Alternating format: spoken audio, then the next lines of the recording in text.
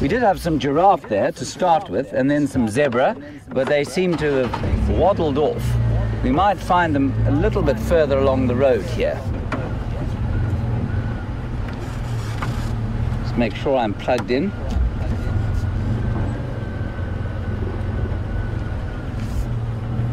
Now, I can just see some giraffe legs sort of through there, but nothing to write home about.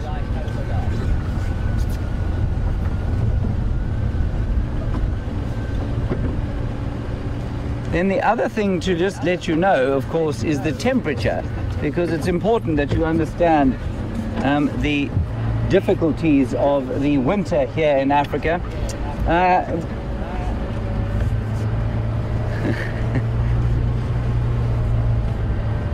So it's a balmy, what was it, 27 degrees odd.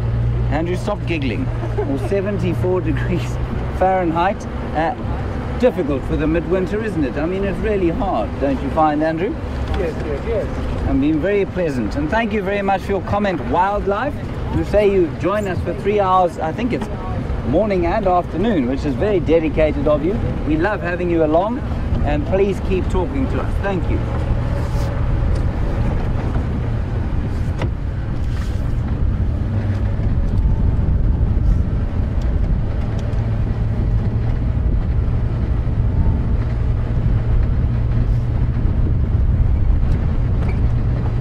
There's a bit of a wind blowing, and it's coming from the, where's it coming from, Andrew? From the northwest, I think, which is fairly typical for August.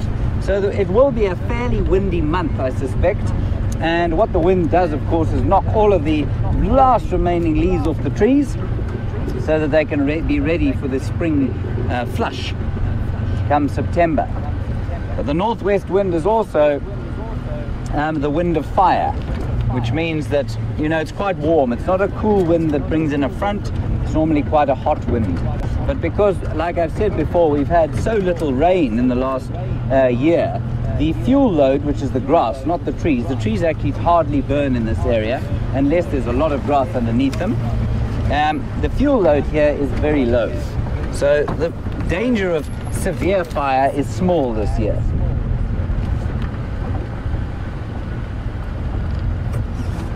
Let's go up this road, Andrew, if you don't mind.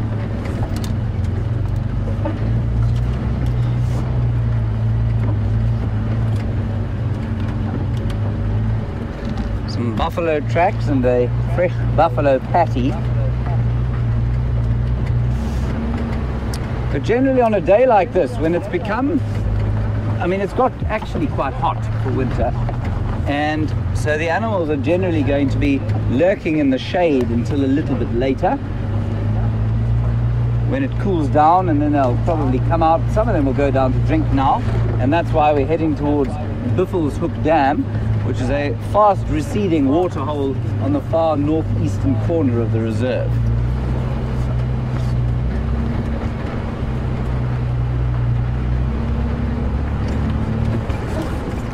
Andrew, let's just have a look at this tree here. I'm just going to pop out of the car. If that's all right. Don't go anywhere, Andrew, please.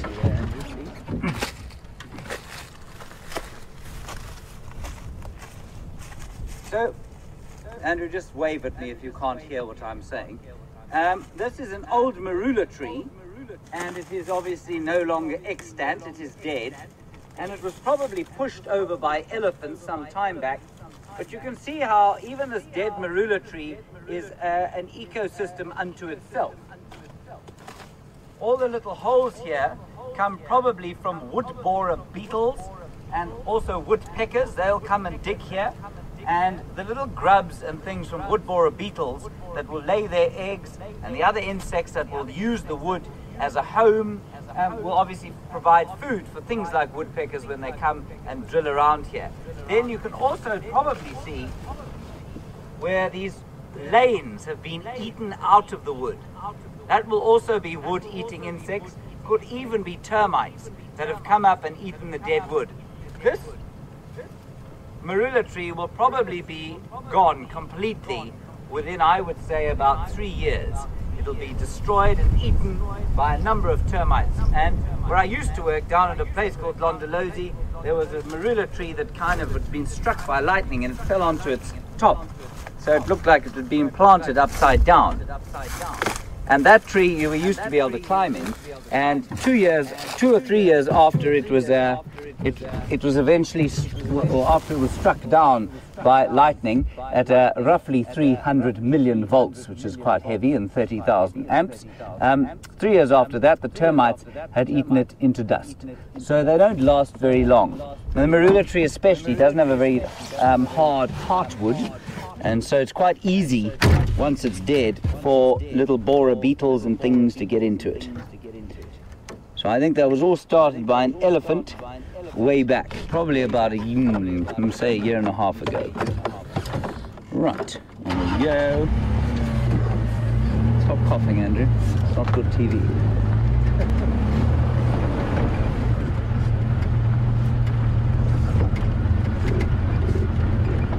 Sorry, and let's just have a quick look at this knobthorn tree. No, that's also marula. Is it? I lost my mind. Andrew, what is it? It looks like a marula. It is a marula. Okay, so here's quite an interesting thing. So that's a dead marula tree, obviously. It is no longer alive either. But the reason that's died is because it's been ring barked. Now, sometimes people ask what I mean when I talk about ring barking.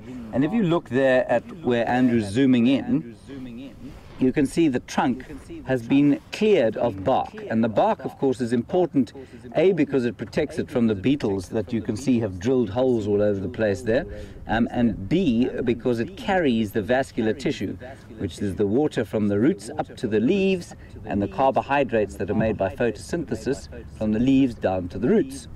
And without the bark, of course, there's nothing going up or down, and the tree must eventually die. So that's basically why it dies. And I suspect that marula we looked at earlier suffered the same fate, and I suspect the fate that originally started the demise of this old thing was probably a number of, or an elephant that came to eat on the bark in the dryness of the winter. And the trees are going to take a hammering now. We're actually, while it looks dry now, and I talk about spring, we're actually just heading to the really dry period. August, September, October are going to be the driest months that we have, and obviously October the worst. And October will be hot too. And so the marula trees and the knobthorn trees specifically are going to take a hammering from the elephants. The elephants, some elephant would have come in there and dug at the bark with his tusks to try and get at the nutritious material, and that's often, I mean, it's a real effort for them to do. They only do it when they really need to, otherwise they like to graze. So that's basically a nice introduction to what's going to happen with the trees out here over the next few months.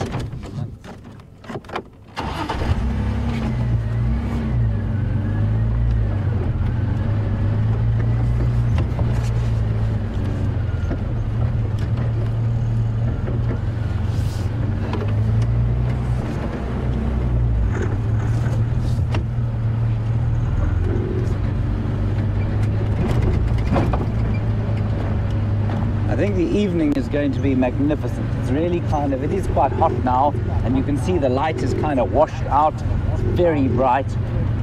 But I think come the evening time, I think you'll find that it's going to soften very nicely. There's quite a lot of dust in the air, and especially off to the west there, so we should have a good sunset. Andrew, you still with us? Yes. You never can tell with Andrew. He's always busying himself fixing bits and pieces.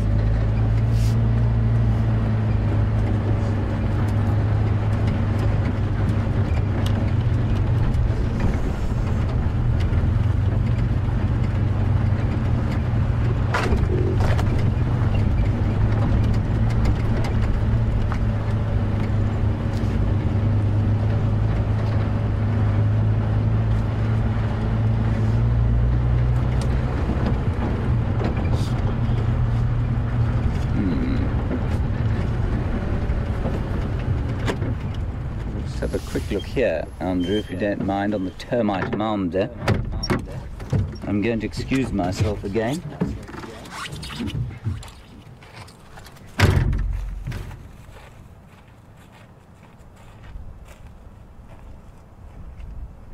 So this is obviously a termite mound. Well, perhaps not so obviously. If this is your first time to see a termite mound, welcome to it.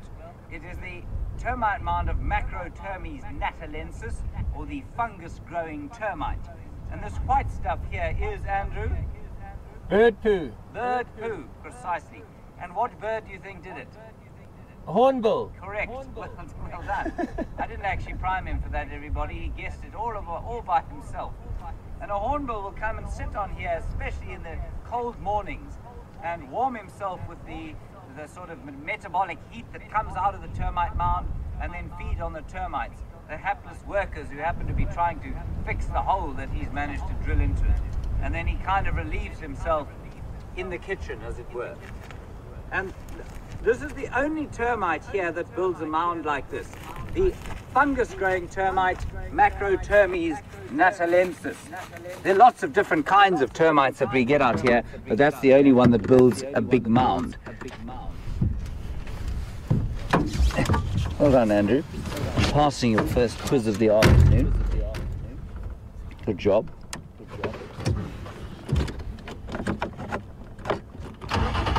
So like I say, I think the first...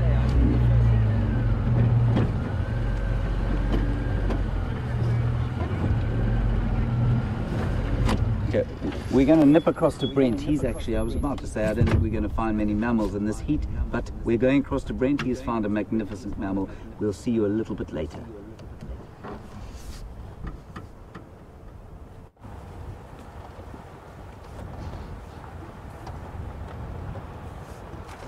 Welcome everyone.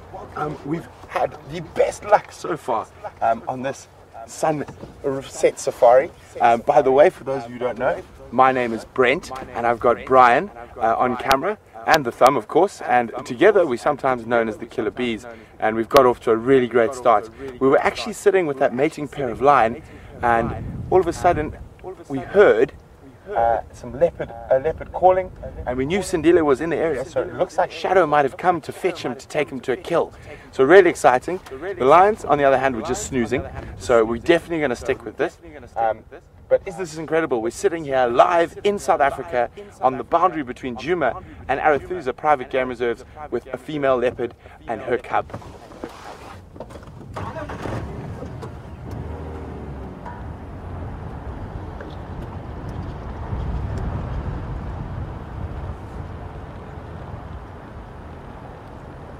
Afternoon mobile stations.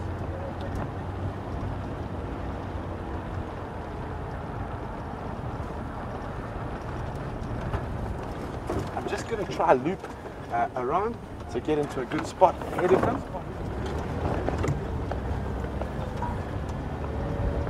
I'm not sure which way she's going to go yet.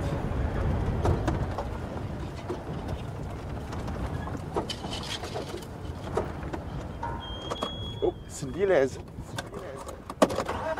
he's off on a chase. He's seen something, probably a dwarf mongoose or something of such. His mother is not looking very impressed with him at the moment, as he's disappeared off there. We're now right between the two leopards, but obviously something caught his attention and he scuttled off.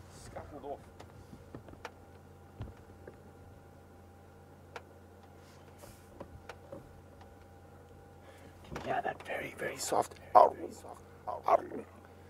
that's Shadow calling him.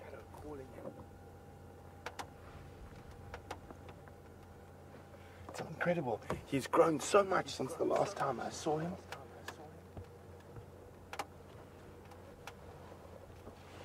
And he's now almost exactly the same size as his mom.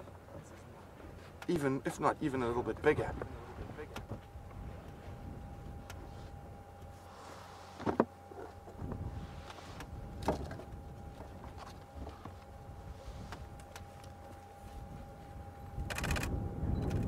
So if you guys hear that click click, that's just me taking a few photographs, and I encourage you guys to do the same. I'm sure you're going to get some great screen grabs of this.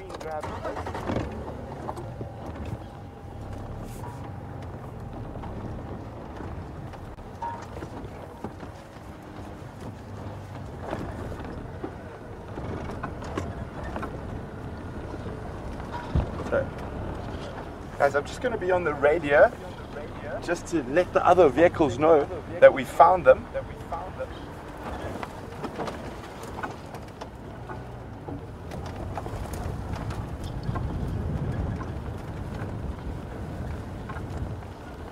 Afternoon mobile stations, if there's any station on the west copying.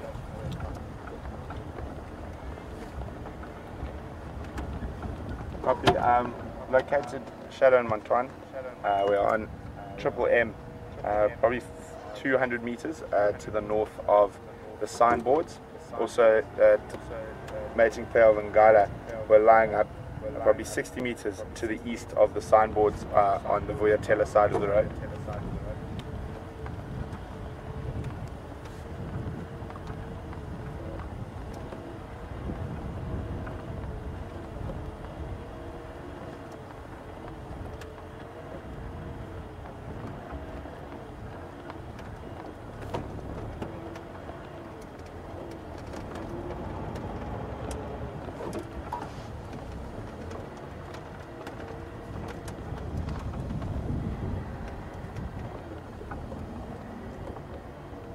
So I keep looking back to where the lions are.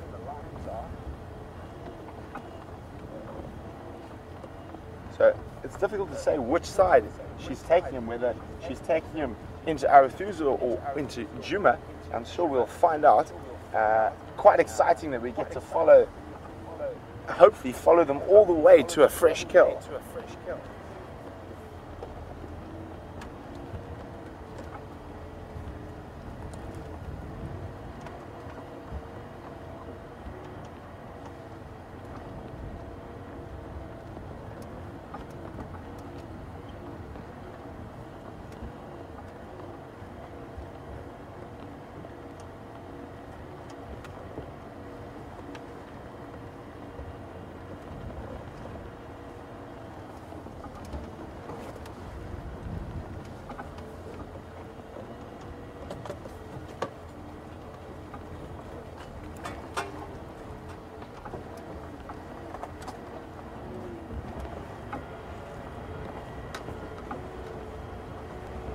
So I'm just going to try and get up ahead of them.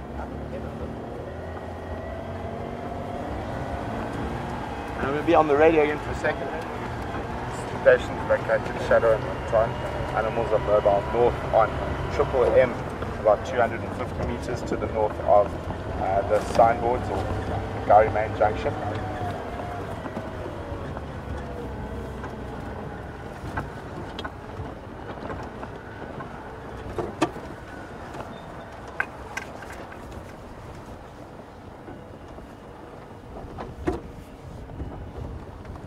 How's that, Brian? Hey guys, we're in a reverse in front of them, so we can keep a lookout. We're also going to have to keep checking behind us. I'm not sure where she's going to go. Murphy's Law.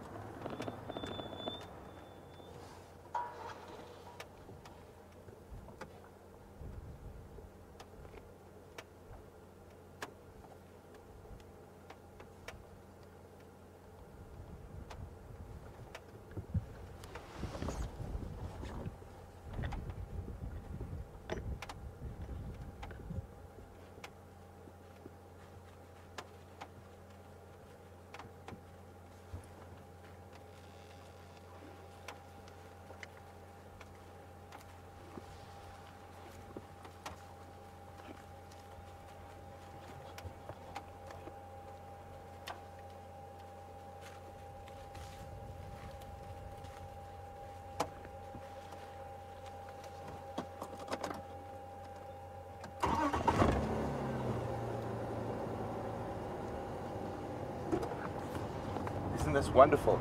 It's still very exciting to think which way she's going to go, or where this possible kill she's leading Sindile back towards, or is she just moving him because that mating pair of lions has been so close?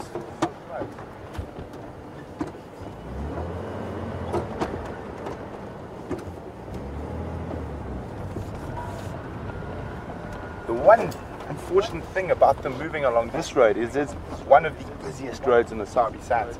So there could be non-game drive vehicles coming in and out because it is the access vehicle, or the vehicle access road.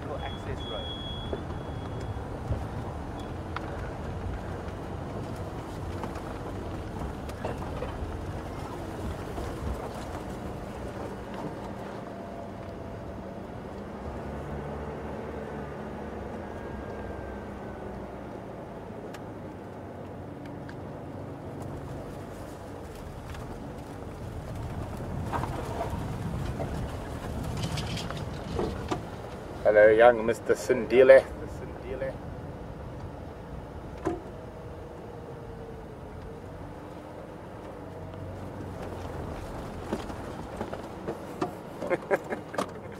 Looks like he's playing a game with us. Oh, there's another vehicle coming up the road from behind, and that has caught his attention.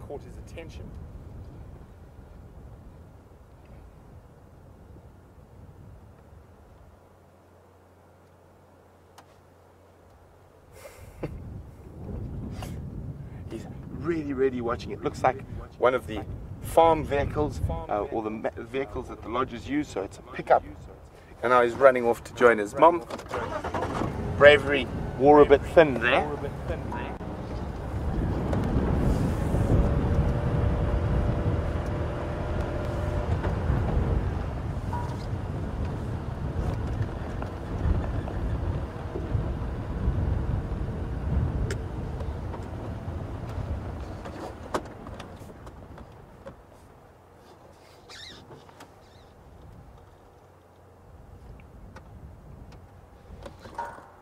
So, as we can see, and I just mentioned, even since the last time I saw him, he's grown exponentially, and he does look like he has very big paws for his body. And James from Kansas would like to know, do I think he is going to grow into those paws?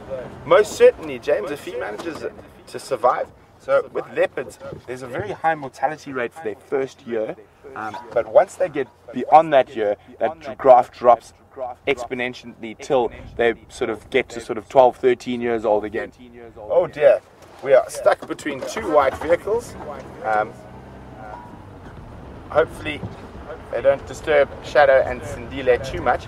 Fortunately, they do spend a lot of time on this main access road, so I'm sure they are both quite used to these white vehicles going up and down.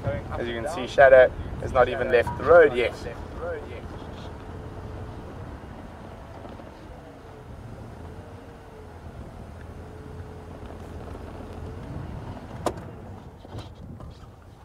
Sindile is taking a comfort break.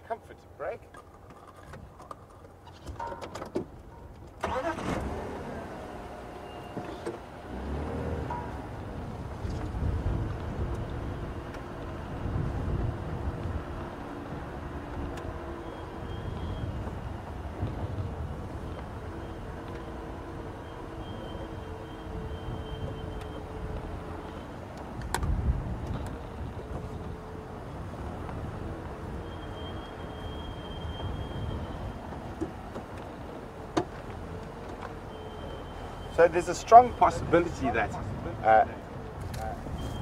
Shadow has come to fetch Sindile and she's made a kill. And Vanessa is wondering, how do the cubs know to stay behind when this happens? Well, Vanessa, she'll actually be quite aggressive and snarly and quite short with him if he tries to follow her when she doesn't want him to follow her. And that's sort of the sign from Mom that he needs to stay behind. Well, imagine this vehicle in front of us, if it's a guest driving into the Sabi Sands for the first time. They're not even at the lodge yet, and there's two leopards wandering down the road straight towards them. A good way to start your holiday, I would think.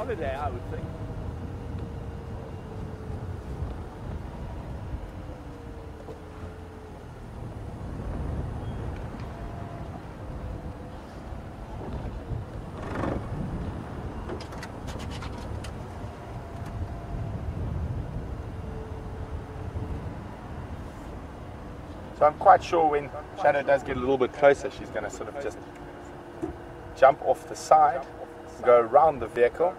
Not too perturbed with the vehicle, but obviously not quite as used to them as they are to our open game drive vehicles. There she goes, right on cue.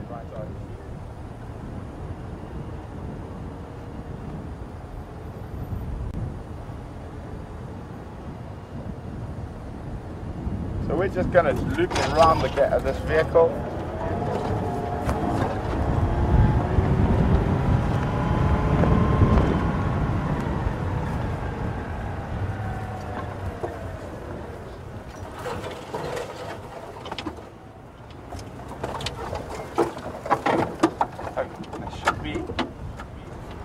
Hopefully coming back towards the road, which they are. I'll just give them a chance. There's a nice open spot in front of us, and they're just moving through the thickets to the right of us.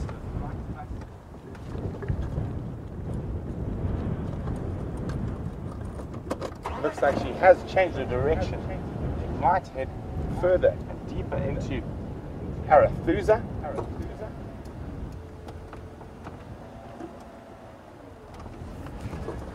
So we shall do the same.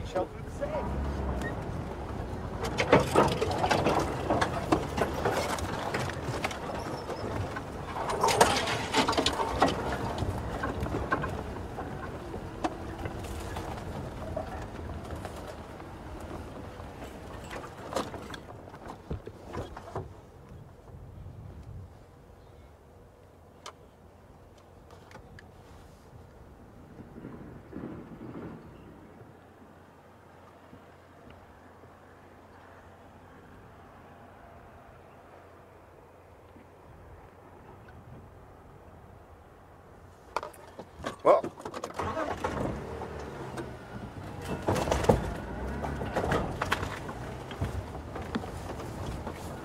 so Sindile is full of the joy of life at the moment, and he just sprung up a tree.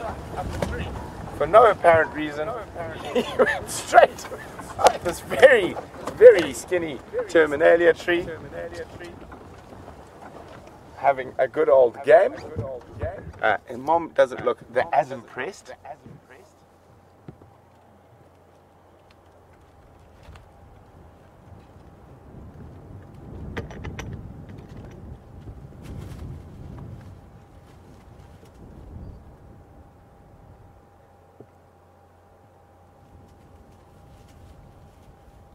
So just his general excitement, he probably hasn't seen his mom for quite a while.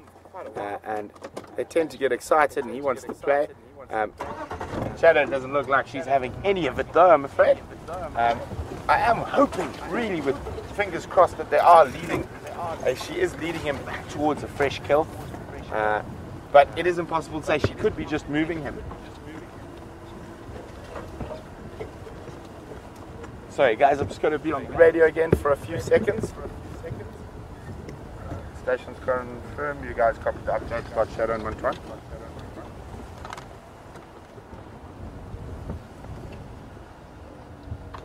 Go ahead. I've got them now, I'm just on the northern edge of Nopthorn Clearings, mobile west.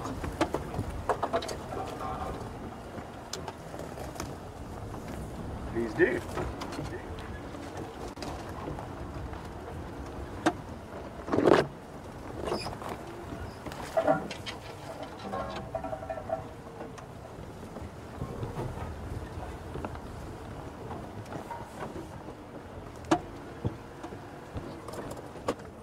You can see it's incredible the amount of distance Sindile covers in comparison to Shadow. Shadow stays sort of very much on track, whereas he runs around in all directions.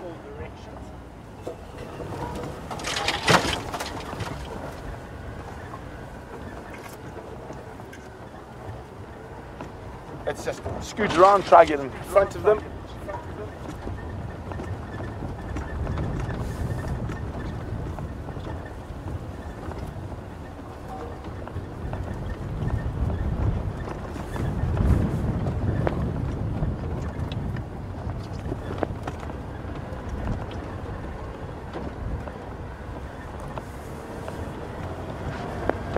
Watch out there, Brian.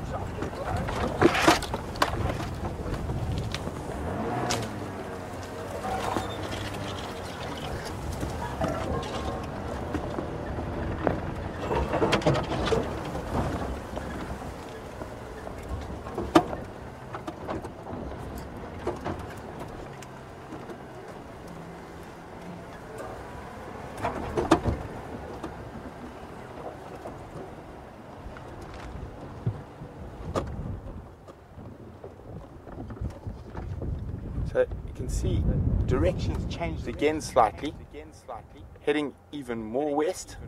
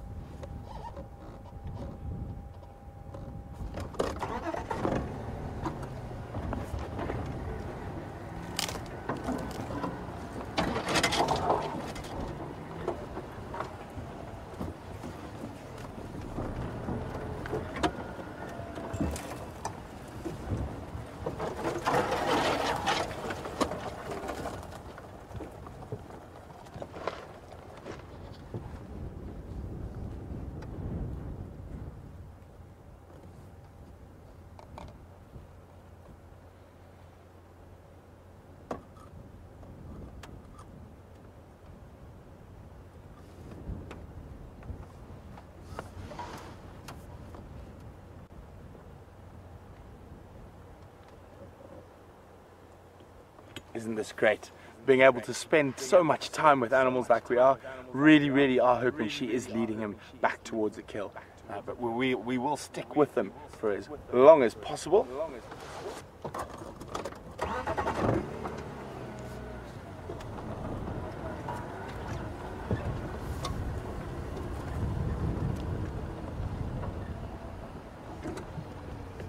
And for us, fortunately, they're not choosing similar areas like the cheetah on yesterday's sunset safari, where we had to spend most of our time ducking and diving. And talking about ducking and diving, Beth wants to know if I've ever lost a cameraman, or if any of our cameramen have ever fallen off. Well, Beth, only one cameraman I know has fallen off, and strange enough, we weren't even on game drive. We were just driving between the final control and our camp, and I'm not sure, Brian, what happened when you fell off the vehicle there? I don't even know how I fell off. I must have been going less than 5 kilometers an hour, but fortunately Brian, being quite adept, and obviously from his time in the circus, after falling off he landed on his feet.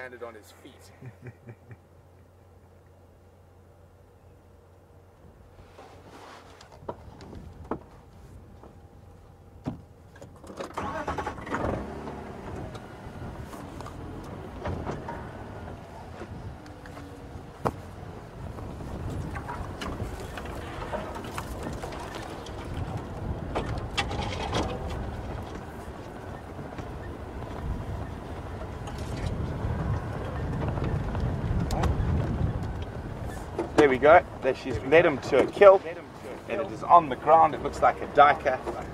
Yay! Isn't that great? Awesome, guys. It just had that look about it.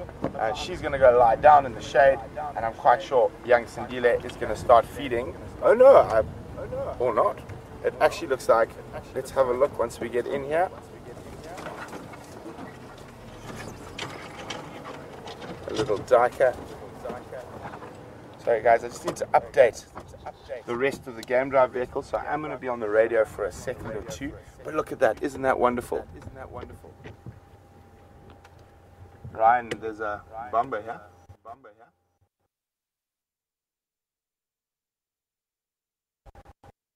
See, he's not that hungry.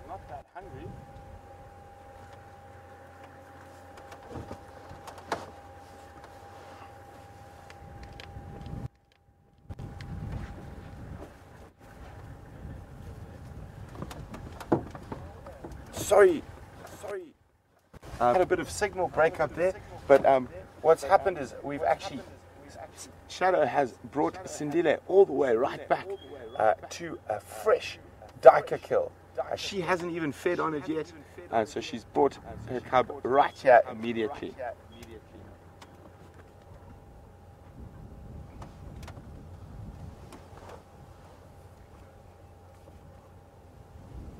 And there's been quite a lot of discussion about Shadow with kills and raising of cubs. And this is a relatively small animal, and there are numerous trees that are relatively close that she could have chosen to hoist this and put it up in a tree, yet she hasn't. And so keeping a kill on the ground like this definitely puts her at more at risk, and especially if she's got cubs, the cubs more at risk to animals like hyenas and lions.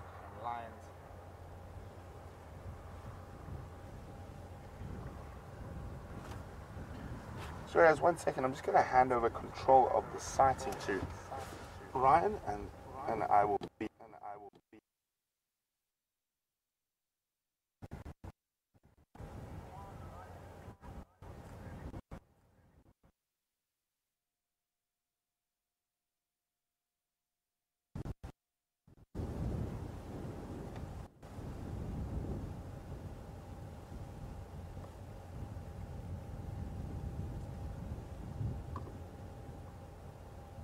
Okay, so what we can see there, he's starting to pluck the fur.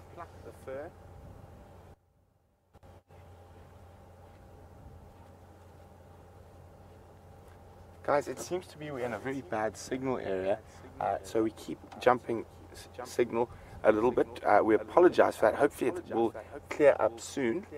You can see he's starting to pluck the fur off that little duiker before he starts to feed. And you can see that it looks like Shadow might have done some plucking beforehand, and you can see there's quite a lot of gaps on that animal. And you got nothing like fur on the tongue.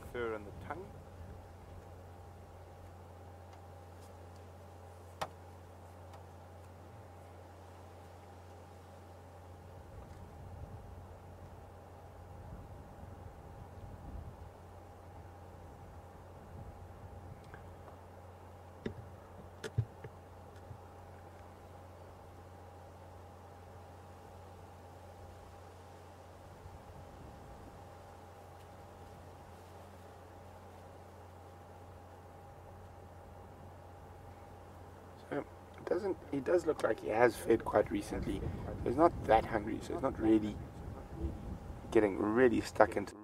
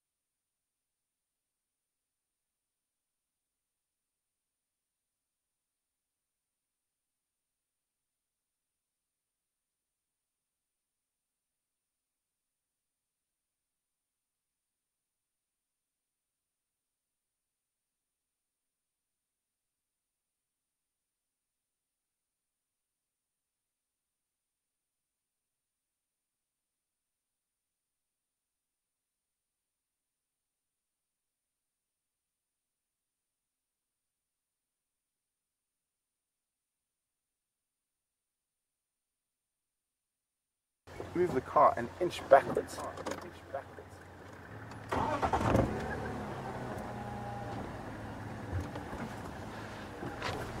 How's that, Brian?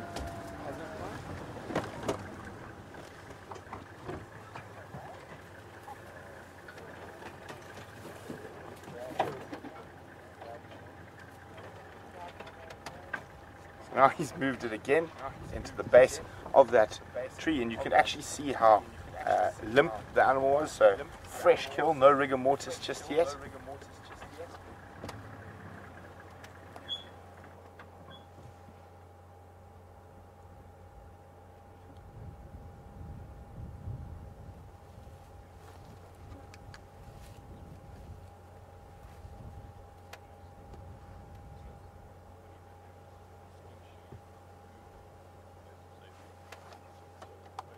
So Shadow is lying just off to the right of where Sindile is. No more than 5 meters. Ryan is going to show you right now.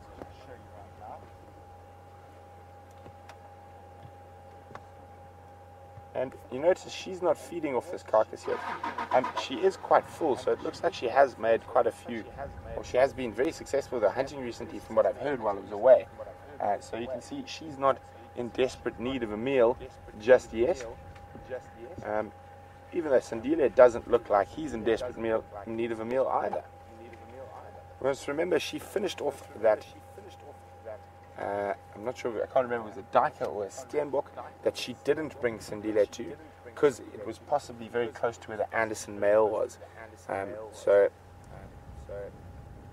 Sandile is probably a little bit more hungry than she is.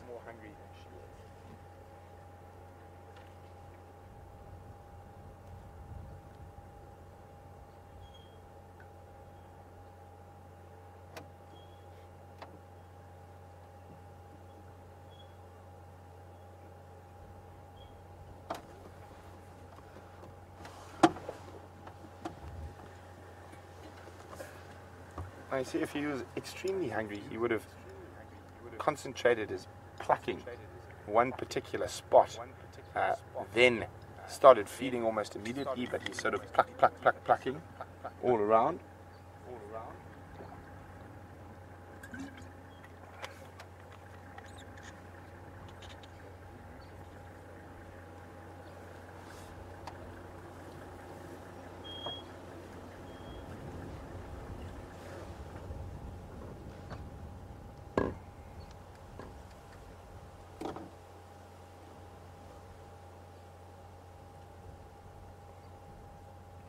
You can see still very, very alert, checking around. This is possibly one of the more dangerous times when leopards have their kills on the ground. In this area, because of the high densities of lions and hyenas, and other leopards for that matter.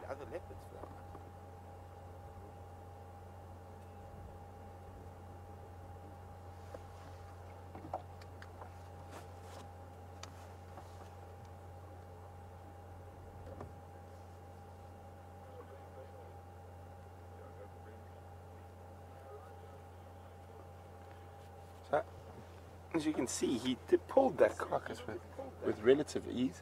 And Alice from Ohio was wondering, is he strong enough to hoist this kill? I would say most definitely, I think he is strong enough now to be able to hoist this carcass.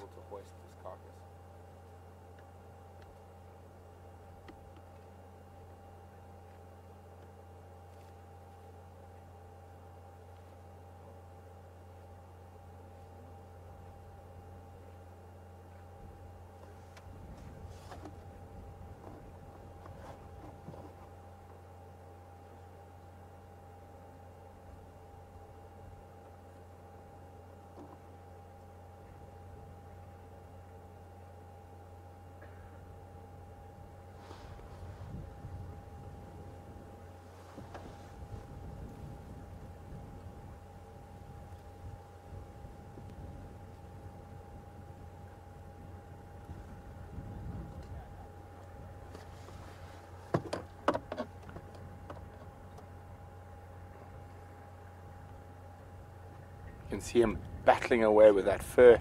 I'm sure it's quite unpleasant having Dyker fur stuck on your tongue.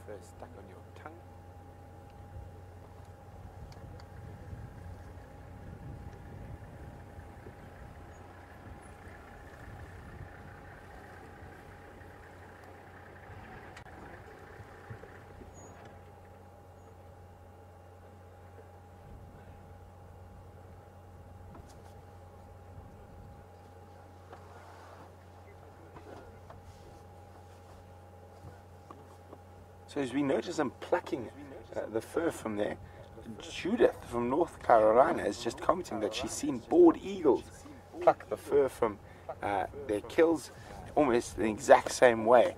And also, I must admit, Judith, carrying on that, Judith, I've seen other animals like serval and caracal and even cheetah do the exact sort of plucking of fur Lions do less so, but they do some of it. They're more gluttonous, and especially if there's other lions around, they want to get the meat down as fast as possible.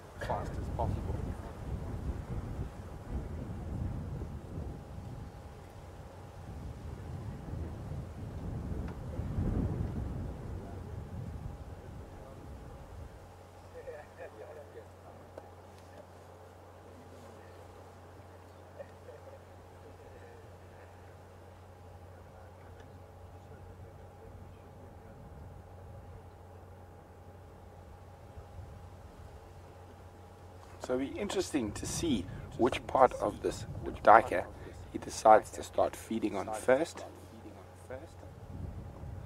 My guess is he might open up the stomach, or possibly start at the rump.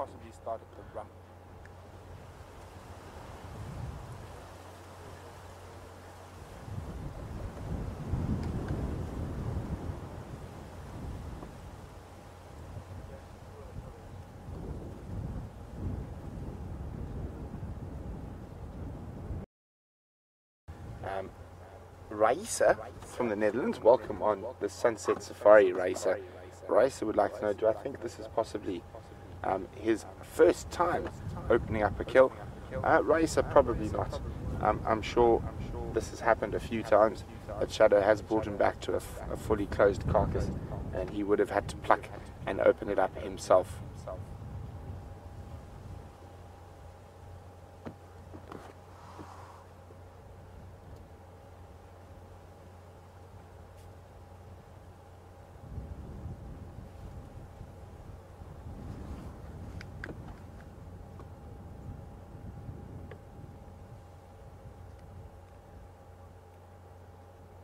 So, speaking, we were just chatting about the American bald eagle. We're going to pop across to James, who's got probably our closest version to that, in looks anyway, and then we'll be back with Shadow and Sindile.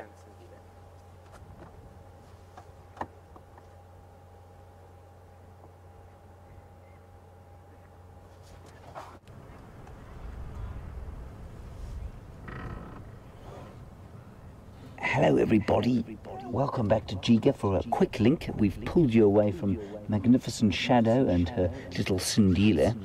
We've come across to a fish eagle that is sitting on the floor there. Now, on the right hand side of your picture you will see a little bush, and that is because I am hiding behind it.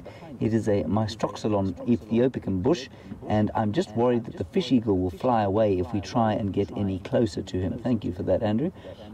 Now, what you might not be able to see from this distance is that he is standing 1 foot on what looks to be a catfish, and you can see quite clearly that his crop is very full. I don't know if you can see that his crop is full. And his crop is that swelling you can see at the front of his throat, and that is where a lot of this sort of mastication, fish eagles obviously don't have teeth, and the crop is often full of a few stones, and it's muscular, and it helps to sort of chew, if you like, some of the food before it goes down into the stomach. They also kind of store a bit of food there. If they have to fly away quickly, then they can do that. I believe you were talking a little bit about the American bald eagle and its habit of plucking off feathers and fur. Well, this is the eagle, of course, is the same genus as the American bald eagle, so very close relative. Apart from eating fishies, which is what it's doing now, of course, they also do eat carrion. So then, if there's something rotting about, they will come and eat it. I've certainly seen them films of them killing flamingos, and they'll pluck feathers off flamingos and that sort of thing. So very similar to the behavior shown by Shadow and Sindile at the moment. Quite interesting how the very few animals are able to successfully eat and make use of feathers and hair in their diets. And so the most obvious ones that can, of course, are the hyenas. Beautiful fish eagle, that. And he's sitting in the dam that, I mean, this dam is almost completely dry. This is the dam that Scott and I tried to catch the catfish in, and it was a lot fuller when we tried it. And before you ask, no, we won't be going into that muddy cesspit now.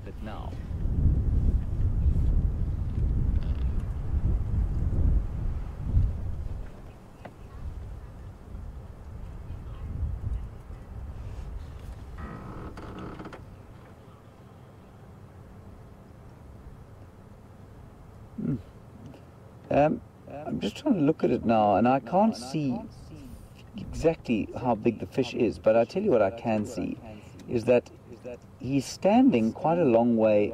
I mean, his left foot or right foot, whichever one is on the fish, is quite high off the ground.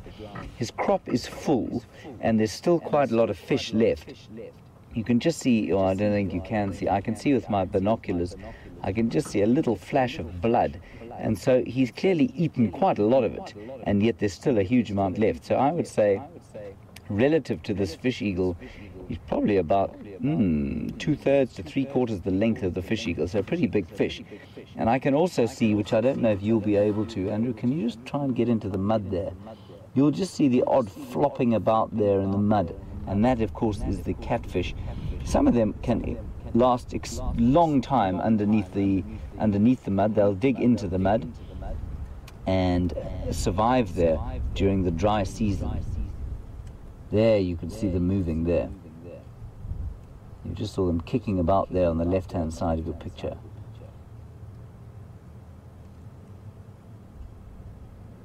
So the fish eagle will be reticent to try and sort of fly off now and leave the fish, but at the same time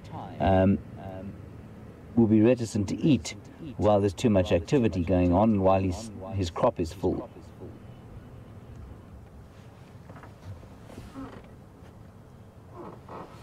Would you just excuse me 1 second? I just need to, while you look at the fish eagle, I just quickly have to go onto the radio to give a quick update. Craig, I am live. I'll come back to you now. Shadow and Cub with Brent, Triple M, Junction, Gari Main.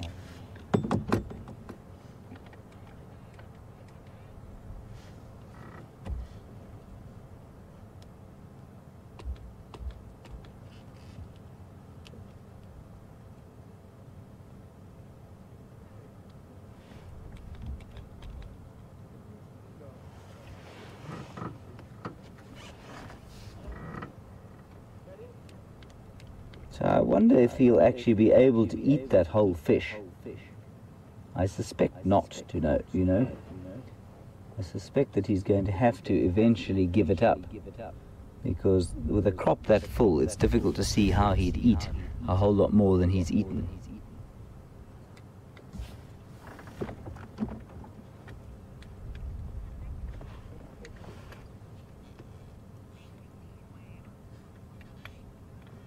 Right, so while we go from one satiated animal to one that's probably a lot more hungry and is busy plucking the hair out of his duiker that his mother has very kindly killed for him, we'll go across back to Sindile, and I'll see what else we can find as we adventure around the wilds of Djuma. See you later.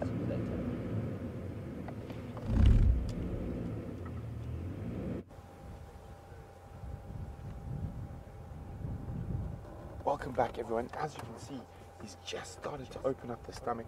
You can see how he's turning his head to the side, using those overdeveloped molars and premolars as cutting edges. So basically, like a pair of scissors, slicing open the stomach of this duiker.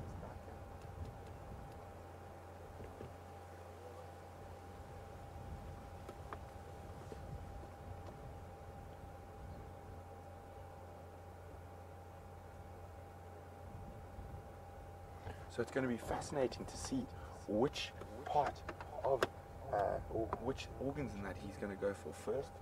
Will he go for the liver, which is very high in iron? Will he go for the kidneys or the heart?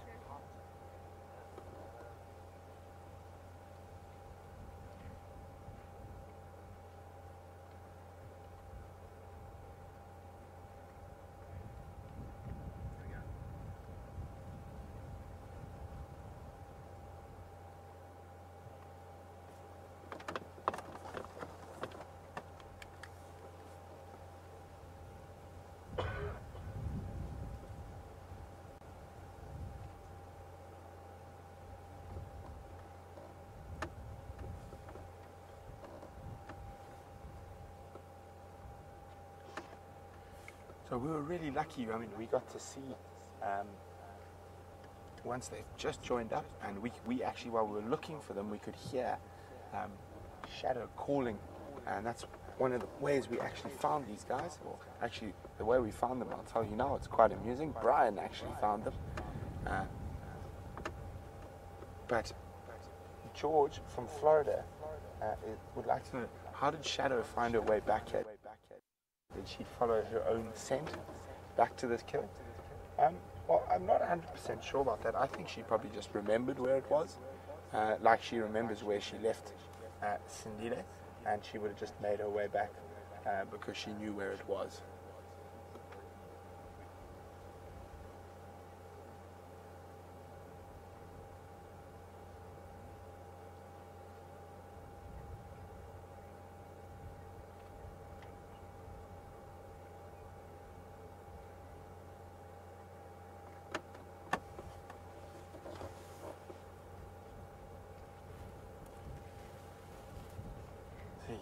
He's not that hungry, even though he started opening the stomach. He ends up playing with the kill a little bit.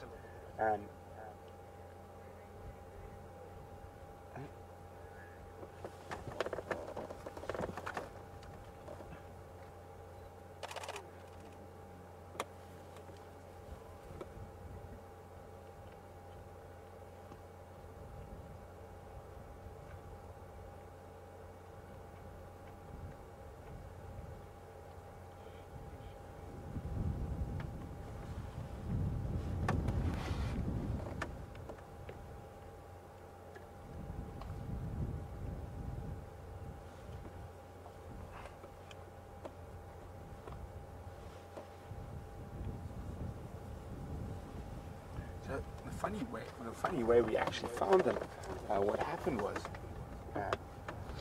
we heard from another vehicle that they'd just seen a leopard crossing the road, and we went there, we found the tracks, and we drove around the little block she had been in, and we didn't see any tracks coming out.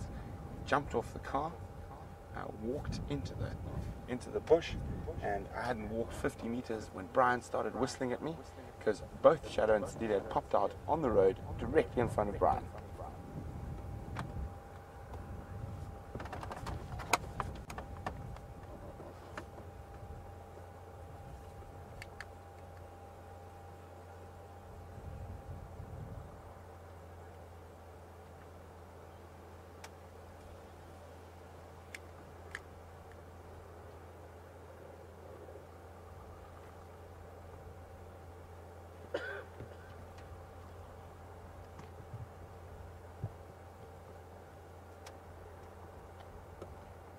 If we have a look at young Sindile's front left claw, looks like it's got a bit of blood on it.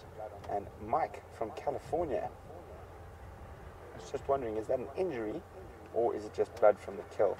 Mike, I think it's just blood from the kill. I'll get my binoculars out and have a closer look. But I didn't notice any blood when he was walking down the road, and he was very close to us, so I'm more than likely sure that blood belongs to the duiker and not to the leopard.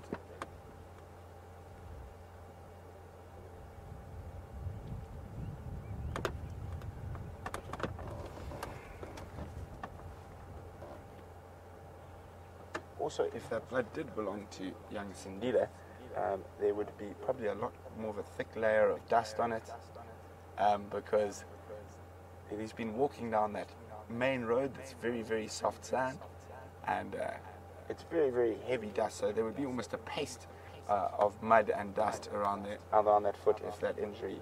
There we go. You can see a bit of the stomach popping open now.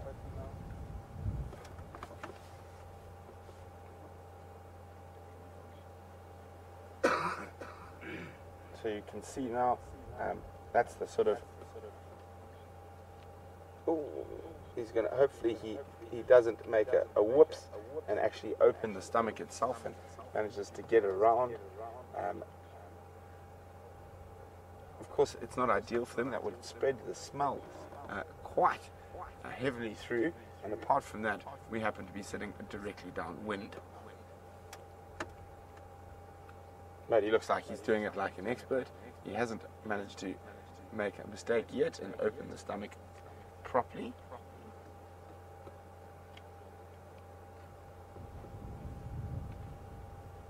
So another reason leopards will often remove the stomach and eat those choice organs quite early on is if they were to be approached by a hyena, obviously hoisting a kill without the stomach in it is a lot lighter, and they're able to do it a lot quicker.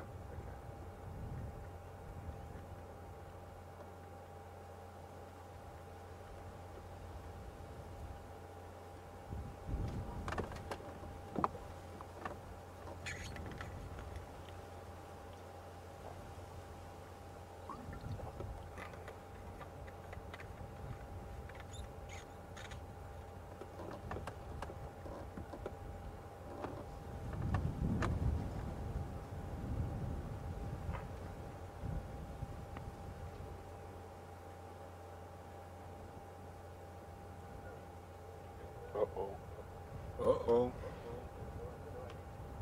The problem is if he decides to start playing again, one of those claws could just accidentally put a tear in that lining.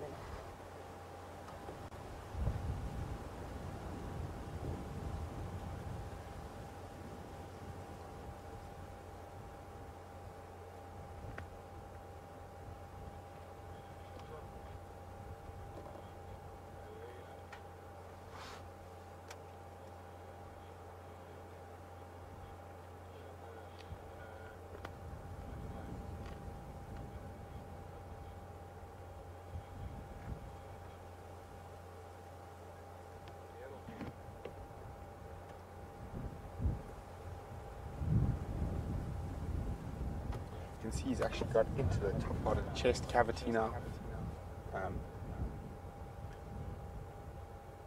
Might be getting close to those glorious internal organs. Very, very high in nutrients for a young leopard.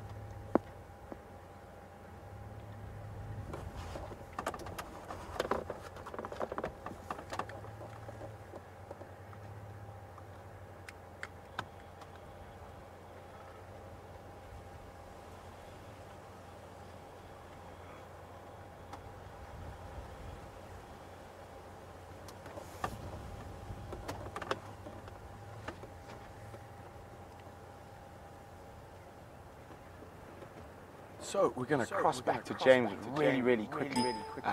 He's got that fish eagle who's got its kill, and then we'll be back with Sindile dissecting this duiker.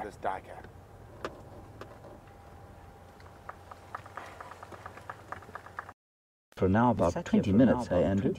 And the fish eagle picked up his catfish and took it to the bank there, where he is now eating in full glorious view. It's quite a big fish, probably about I'd say 10 inches long, and maybe even 12 inches long. And he's eaten about half of it from the backside up to the front. And what's interesting to me here is how red the meat is. I have actually eaten catfish before, but it was fried in a batter, so it just tasted like batter, really. But it's very red meat in there. He's really enjoying himself.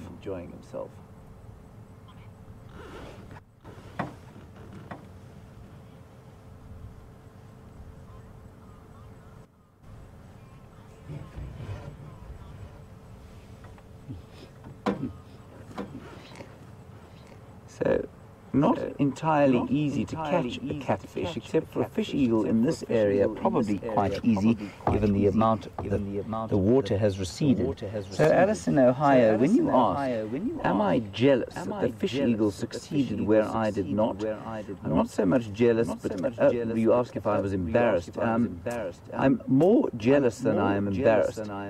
Alice, I'm not blessed with great talons like that, or the ability to fly. But yes, I am left with a certain slightly bitter taste in my mouth that fish eagle has caught what I failed to do a little while back. For those of you who don't know, about 2 weeks ago, I tried to catch a fish eagle, not a fishy. No, I've never tried that. I tried to catch a catfish in this water here, covered myself in mud, and made a general fool of myself. Scott then did the same, caught a fish, but unfortunately he wasn't live when he did it.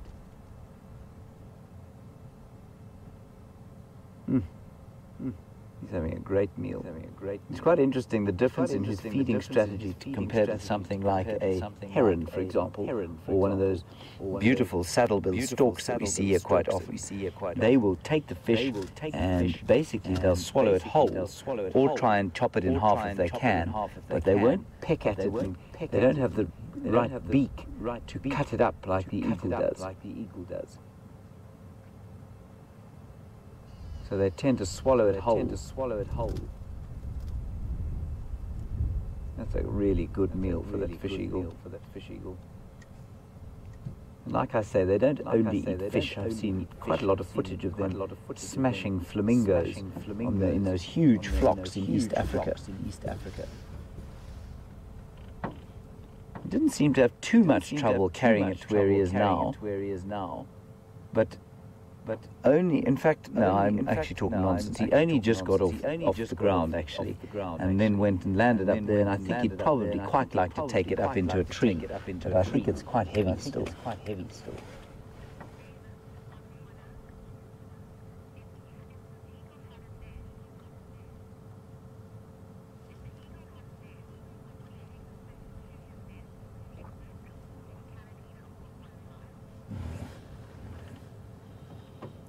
There's a very interesting question coming through. You can all see that he's eating, he's full, and I don't know that he'll be able to finish that fish. He might be able to.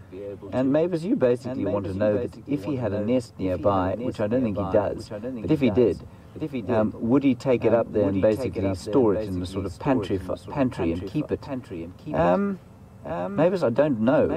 You know, birds don't live in nests unless they are breeding. So maybe he'd take a piece up if he had. I'm using the term he, it could be a she. You can actually tell from the length of the white, but I'm not sure at this stage. So Mavis, he may actually carry it up to a nest if he had some chicks there, or a chick. But they don't live in nests but for when they're breeding. So I don't think that he'd be able to store it.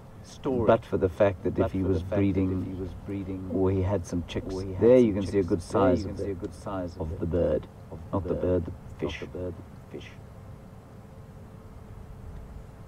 So that's just the front end left, that's the head. You can see the whiskers.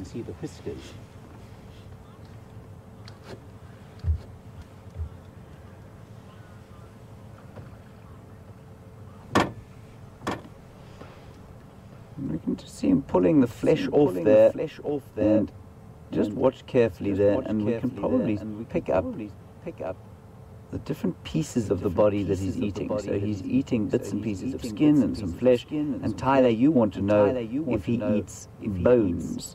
I think he'll eat some of the small bones, Tyler, but probably not all of them. So the backbone, which will come apart in little small chunks, I suspect he'll probably eat.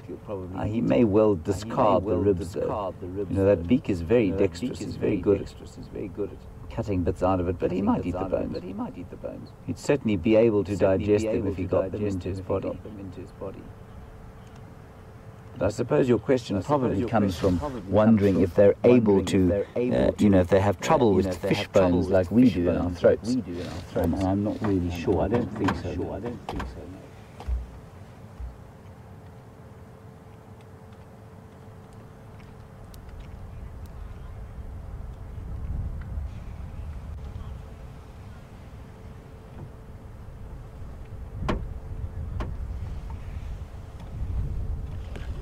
While we watching him eat? An interesting question from Judith in Carolina. Hello, Judith. You'd like to know, does he sort of regurgitate a casting of bones and scales and things? Judith, as far as I'm aware, they don't. And that's because you can see how carefully he's eating it. So the most obvious example of a bird that does that would be something like a barn owl. Remember, a barn owl will swallow a mouse whole, or a rodent whole, and so it's got to process all the bones and hair internally and then spit them out. Whereas a bird like this is being quite picky about what he eats. So while he might regurgitate a little bit, I don't think that it would be nearly as obvious as something like a barn owl which swallows its prey whole. You know, he's just picking out the bits that he wants, and he'll leave out the bits that he doesn't like. He's a magnificent bird. I've never seen this before. It's really special to be able to spend an extended period like this.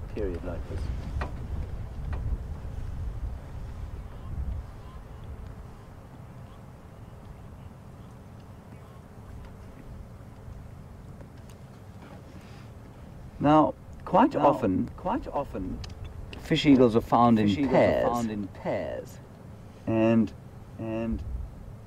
this one is on its own. And Cheryl in Orlando, you want to know if they mate for life. As far as I'm aware, they do not. They certainly form monogamous pairs, but I don't think those are necessarily for life. So I'm just going to quickly check it out. But I'm pretty sure that what happens with a lot of the birds that we tend to think of as monogamous tend to be you know, they'll be monogamous for a while, but that doesn't mean that they'll be like that for life. So yes, they are monogamous. I'm just looking at my bird application at the moment, and it does say they're monogamous. But at the same time, that doesn't mean that that's forever. So they'll be monogamous for a while, maybe for one or two or three breeds. One partner would.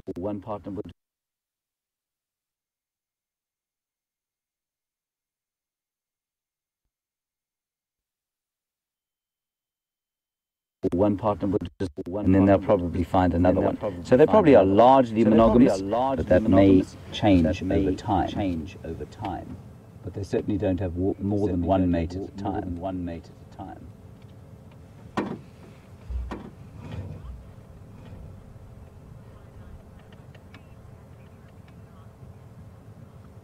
Yeah, sorry about that black screen we had there. We had a bit of signal breaker, satellite colliding with an asteroid, or perhaps an incoming alien spacecraft, who knows. And just to reiterate there, fish eagles are monogamous to the point that they don't have multiple partners. But whether those bonds last for life, I'm not sure. Thank you for that from Orlando. I've been to Orlando, but only as a very small boy, so I don't remember it really.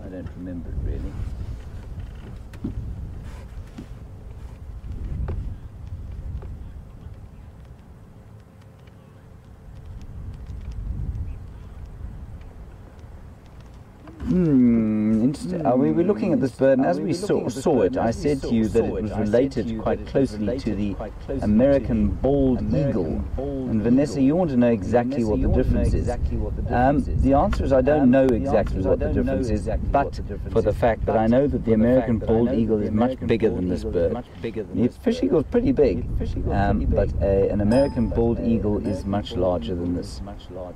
So pretty similar looking. I think the diet's not entirely dissimilar either.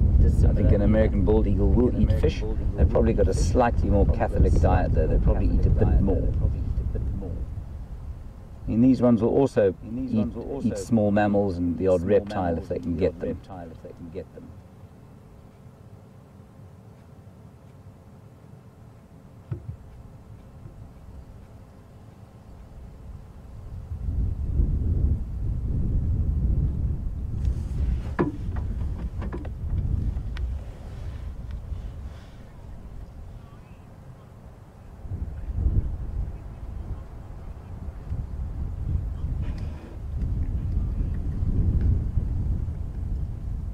here comes another one, Andrew. To the left. Pay attention.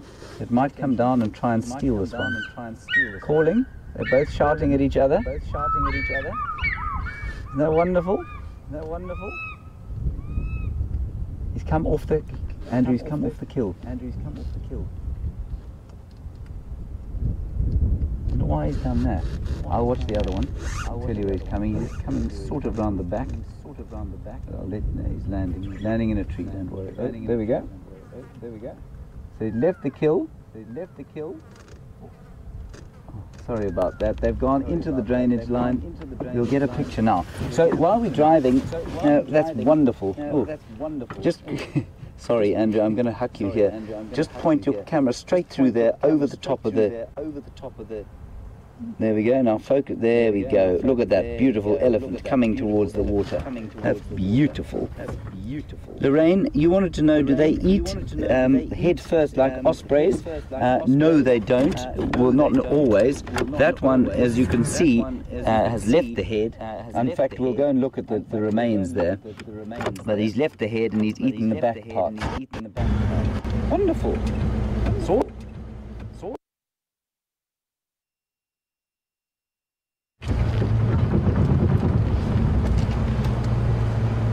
We'll just the fish eaglies are now, and then we'll see where that elephant. There's the one, and there's the other. You got them both there, Andrew? I don't know if you can get them both in picture. So there's the one that was eating. That's the one that's just landed there.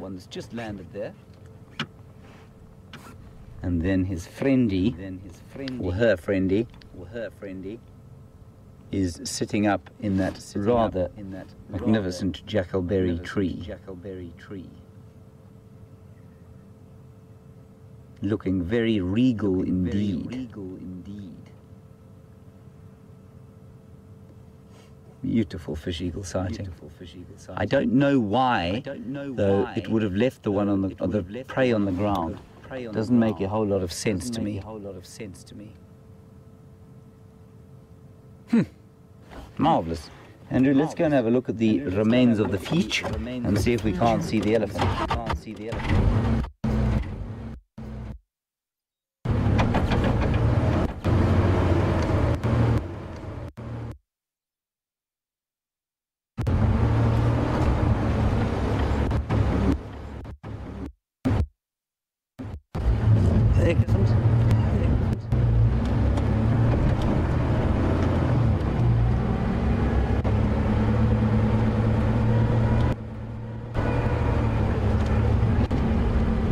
Right up here. Oh, it's a nice bull.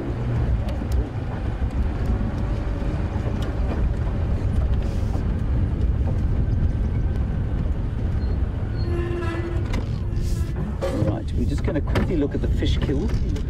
I'm a bit reticent to pick it up, but maybe I'm going to have to. We'll go back to Brent. So I just want to quickly show you this kill.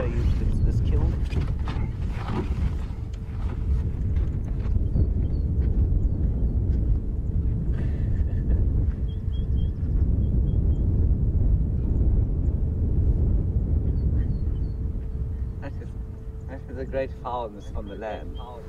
So, as you can see, the head still fully intact, the behind not so much.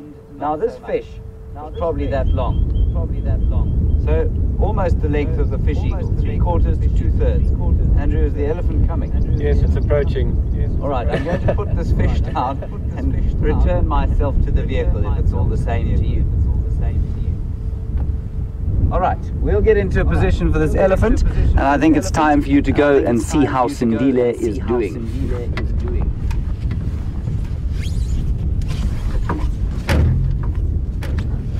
No? Still alive?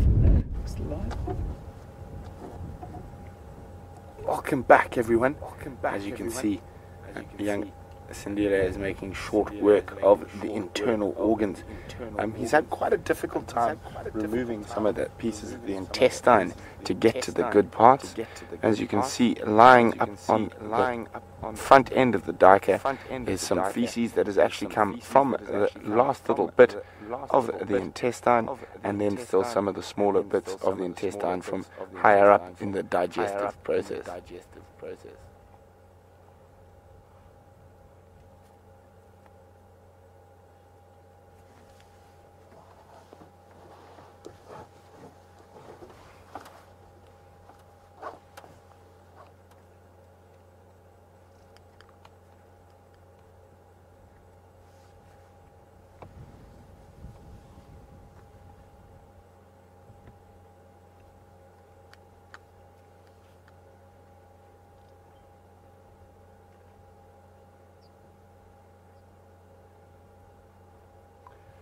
So for those of you who might have joined us a little bit late on the Sunset Safari, or you might be a new viewer, and particularly for Matthew, who's aged 8, Matthew was wondering, what is this leopard cub eating?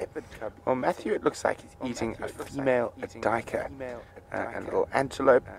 Also, for the rest of you who don't know, we happened to find them very early on this Sunset Safari. And it just looked like Shadow was leading Sindile back towards a kill, so we're quite excited while we're following them.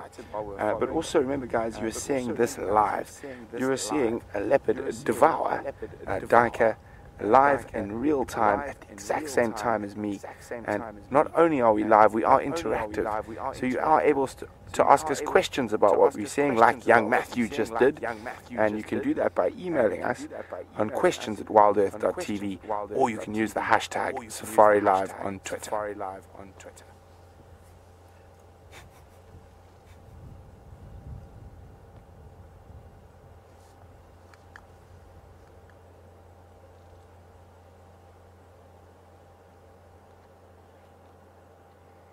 So we're going to sit here to see how the dissection of this duiker continues by young Sindile. Apparently, James has had a new arrival at the waterhole, so we're going to cross back to see what he's got.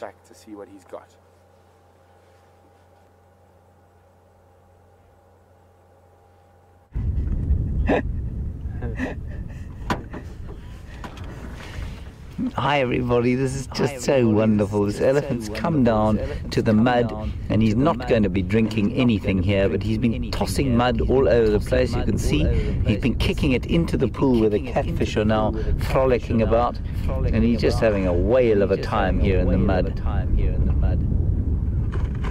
Isn't that wonderful? Oh!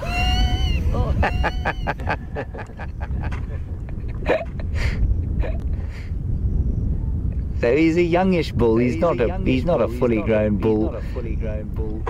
So he's still got a little bit of playfulness left in him.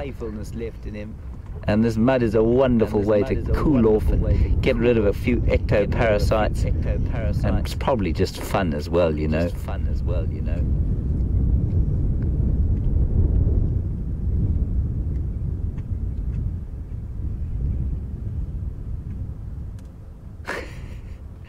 He's looking much ashamed of himself.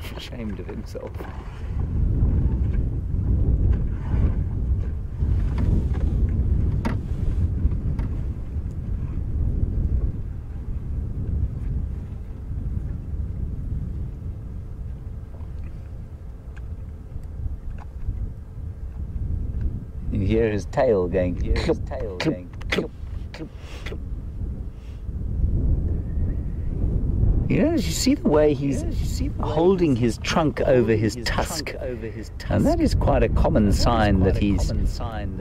Must bulls do that, but I can't see any other sign that he's in must. He's quite probably a little bit young to be in must, but it's possible that he's in must. Oh, that's wonderful. Just really nice to see.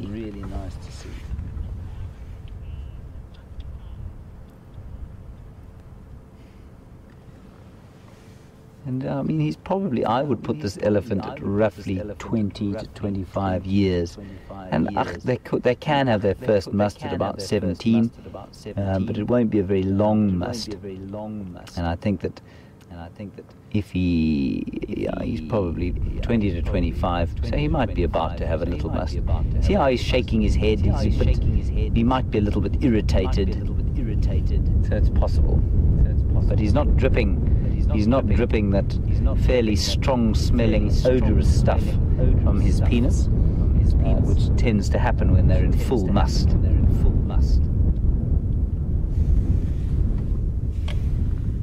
We might follow him for a little bit. Let's go down the bank there, Andrew. Held on tight. Oops, sorry. Drop the clutch a bit there. Be careful not to run over the fish eagle's midnight snack. Come on, chaps, your meal's still here. I certainly don't want to eat it. Ugh.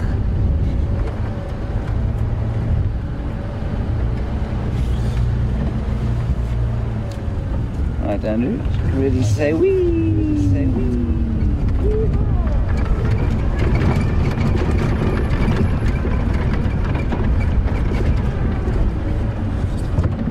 I think he's going to probably go down into the drainage line where the last bits of nutritious food are to be found.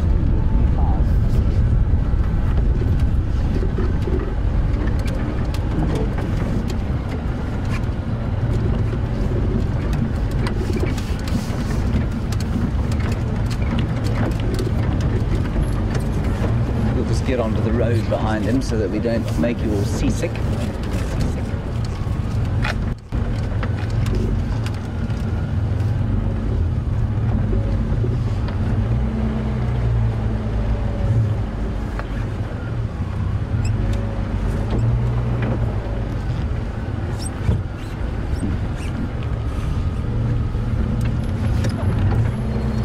And I'm going to take a gamble and go down here.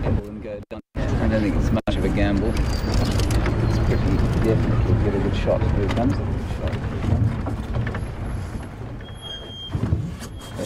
Thank you to Joyce, who says that the elephant that's been rolling in the mud reminds her of Scott and I in our attempt to catch catfish. Thanks for that, Joyce. Yeah, and that could well be a sign of must. You see how he's flinging his ears about like that. I'll try and get up above.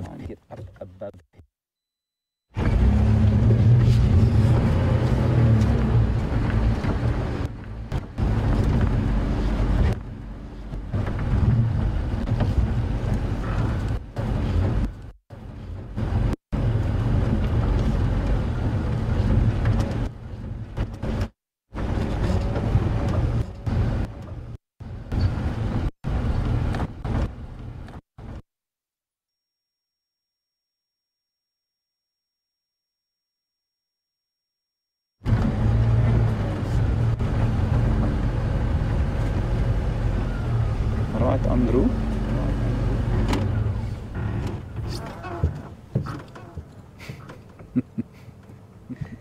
He actually looks a bit like me and Scott after our leaping into our leaping. Now what he's doing, I don't know if we can get in on his trunk there, but he's definitely smelling. He's just holding it back and smelling towards us.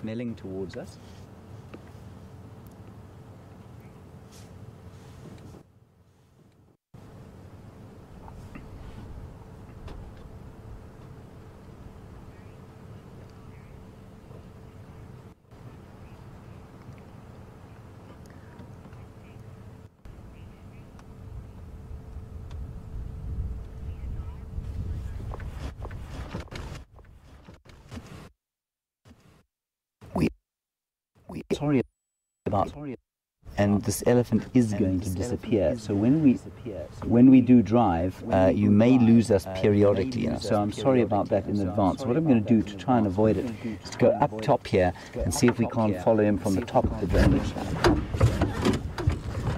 Hold on, Andrew. Take your dentures out. Here we go.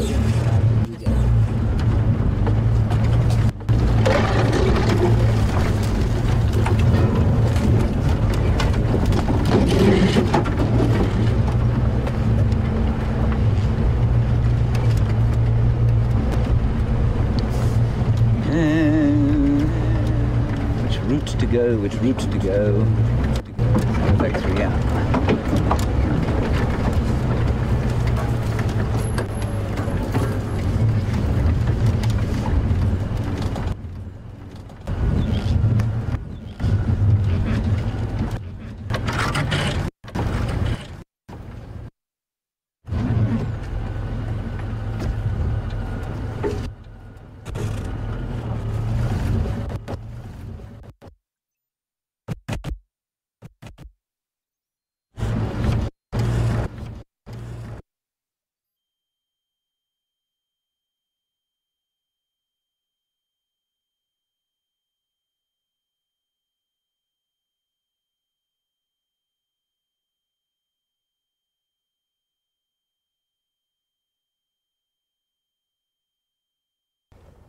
So welcome back everyone. Let me just let you know what's going on.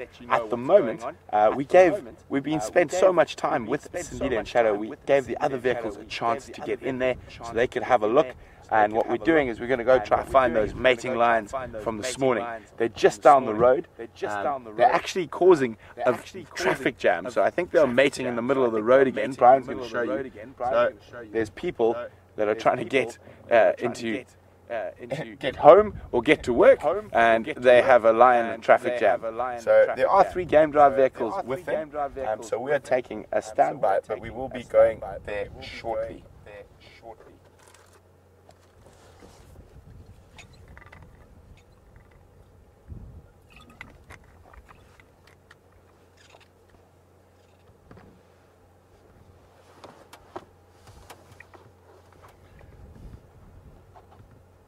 So we apologize for the gremlins that have seemed to be plaguing James and even me a little bit this sunset safari. Hopefully you genius and Alex, our tech geniuses, will be sorting it out as quickly as possible. So while we're sitting here next to the road waiting to go see those lions, I'm going to take a little stroll into the bush to see what I can find to keep you entertained.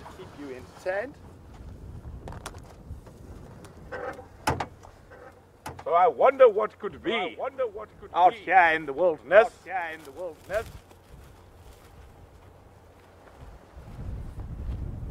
See here we have a very rare type of elephant that can sometimes be found. And instead of tusks, it has a chainsaw, and it has completely cut this weeping wattle down and hasn't even fed on it.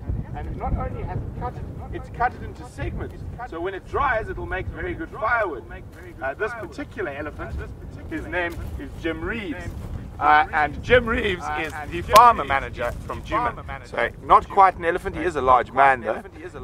And the reason being that this area has been cut and cleared, and those trees cut and cleared, is one of 2 reasons. There's also electricity lines running above us, and obviously they don't do well with trees growing into them. Another main reason why this area is kept so clear is it is a fire break. So if a fire had to run away from somewhere else in the reserve, this is one of the areas where we'd be able to stop the fire to ensure it doesn't burn the whole reserve. Let me just jump back on the radio. I think it looks like there's a vehicle leaving, so it should be our turn.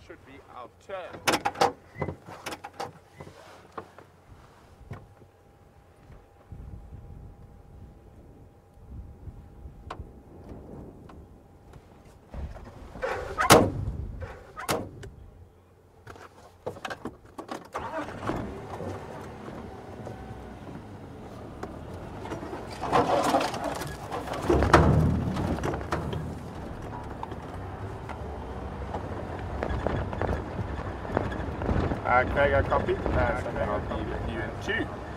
There we go.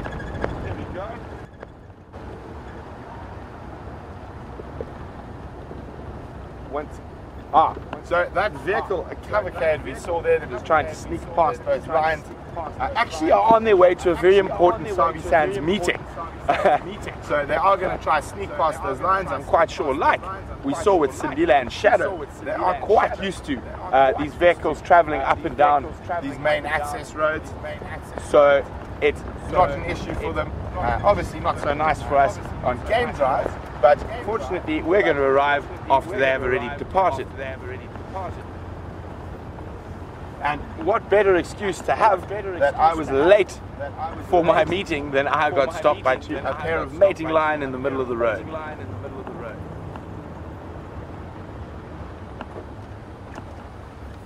And literally there you can see the absolute pandemonium they're causing, because obviously not everyone's got four-wheel drives, so the poor little cars have had to off-road around these lines who are literally in the middle of one of the main access roads in the Sabi Sands.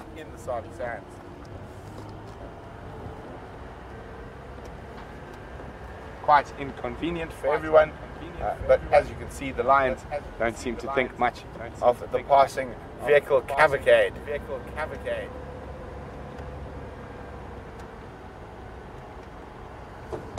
Just gonna jump around Craig so we can get a visual of them from the heads.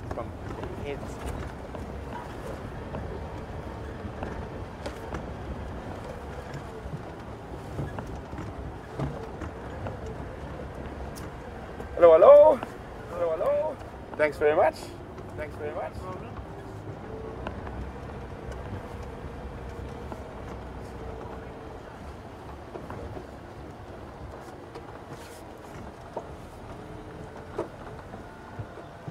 How's that, Brian?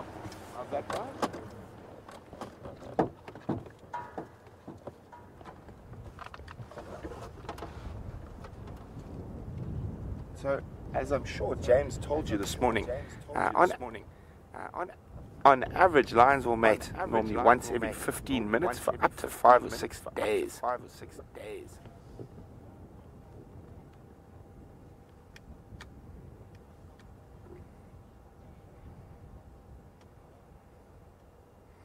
So as far as I know, I think they've been mating for nearly 5 days now, and they haven't been within our Travis area on all those days, so they have moved to and from, but I know for a fact it's been at least 2 or 3 days, so probably 4 or 5 days that they have been mating.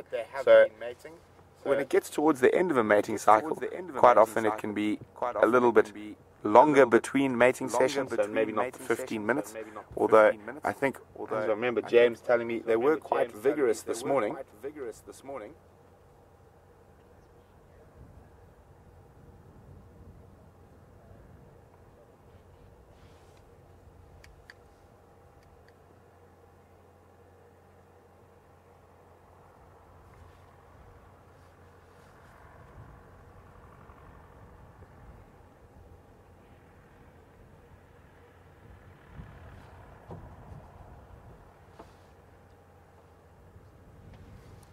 So they are looking a little bit skinny during this mating time, and Mandy was wondering, do they stop to eat during this mating period?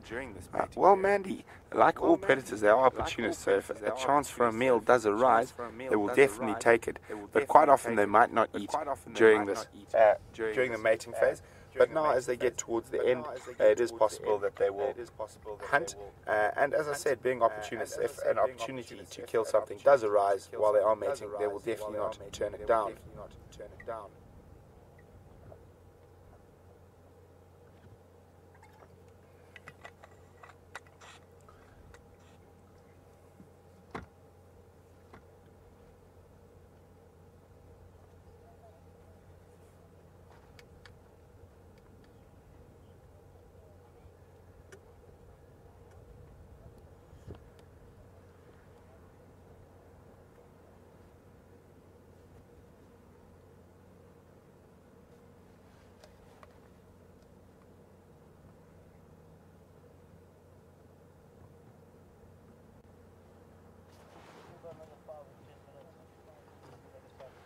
So, as you can see, they are looking quite content in the middle of the road here. And when lions mate, they do pair off away from the rest of the pride. Sometimes you might find 2 males or another male lying in close proximity to try get into the bandwagon. It's very possible that she will mate with both the males in this coalition to to try and ensure the best chance at impregnation by one of them, or even possibly by both. And the rest of the Styx Pride, the cubs, is probably 2 or 3 kilometers from here. I'm not sure of the exact location, but to the south of us somewhere. I heard that they were found to the south of us this morning. But while they're mating, they will separate from the rest of the pride.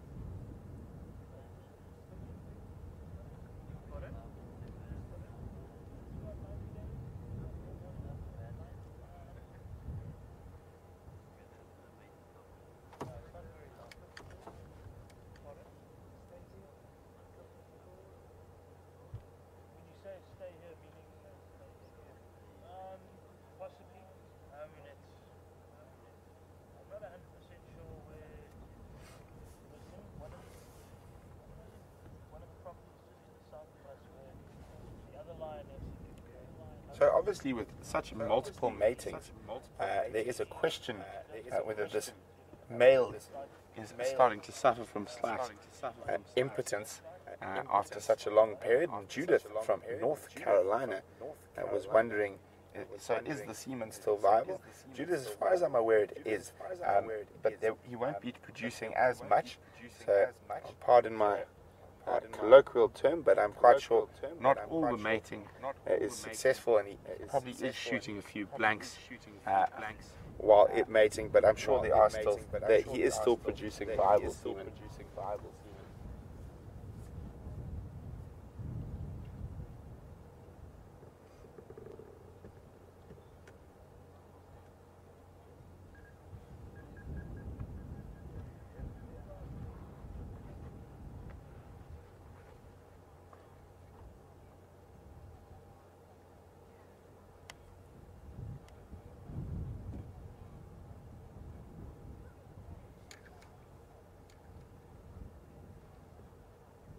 Now, if we think about what we've seen recently, we'll chat about that just now, guys. We're going to jump across to James quickly, who's with the largest member of the Big Five. So we've got 3 today, but off to James.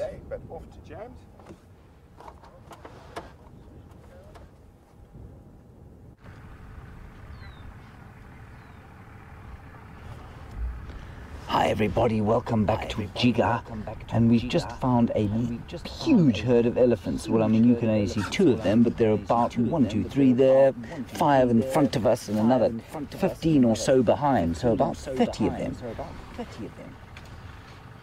And you can see that tiny little one there. That's why we stopped here. Suspect this is her mum. So we'll just wait for her to go past. You can see she's watching us quite carefully. The little one running after mum. Oh, it's beautiful. Followed closely by a couple of fork-tailed drongos. That little thing's well under a year old. You can see it would easily fit under its mum's belly. It's really nice. And just in case you're wondering what that thundering noise is, it is a water pump, so I'm sorry about that, but there's naught I can do about it. Andrew, just to the right of us, there are a whole lot more coming through this path here. We'll just have a quick look at them.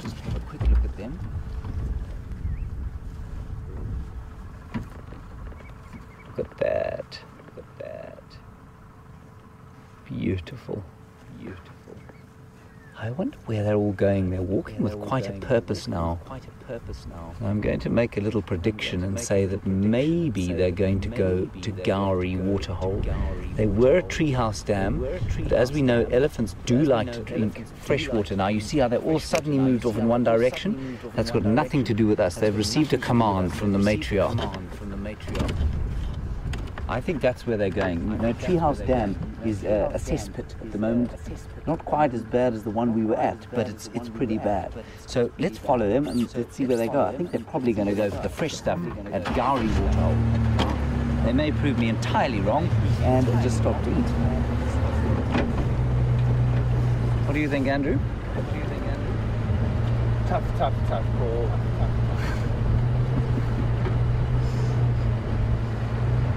You see why I don't talk to Andrew very often, everybody.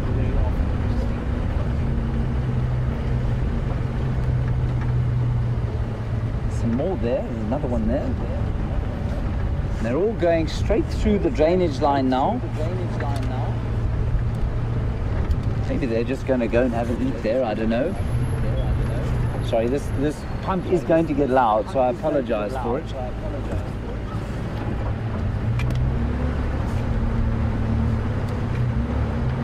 Thank you.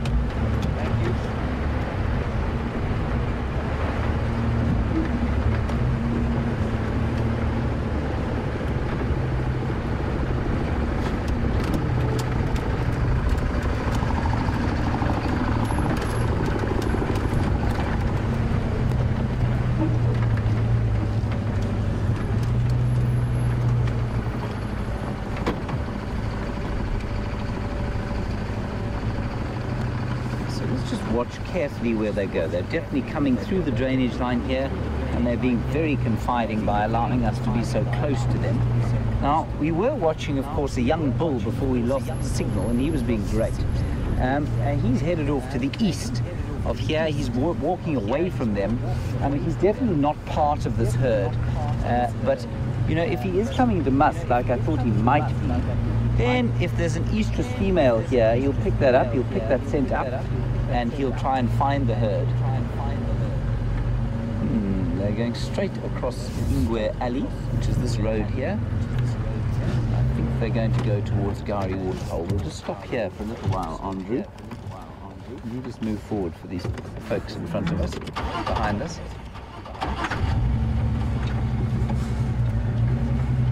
There we go. I'll stop here for a little while. We'll just see. That's just the front, or it's probably the middle of the herd. There are a whole lot more in the back there.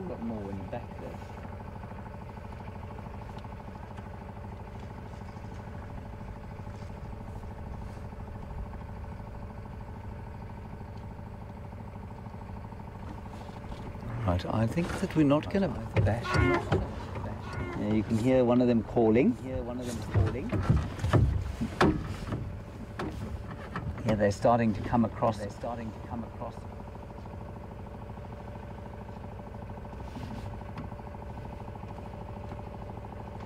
we go. And you can hear one of them starting to break some trees. Tell you, we'll just nip in here, I think, Andrew, rather than wait here. They do seem to be heading slightly east.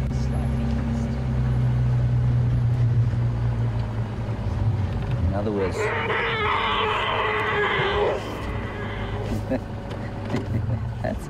that's a youngster making a big noise. A fairly terrifying noise, I must say. Very primal. Very upset about something.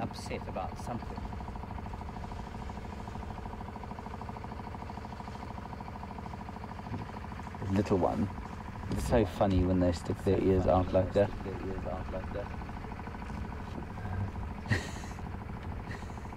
I wonder if we should go in here. Let's just pop in here quickly.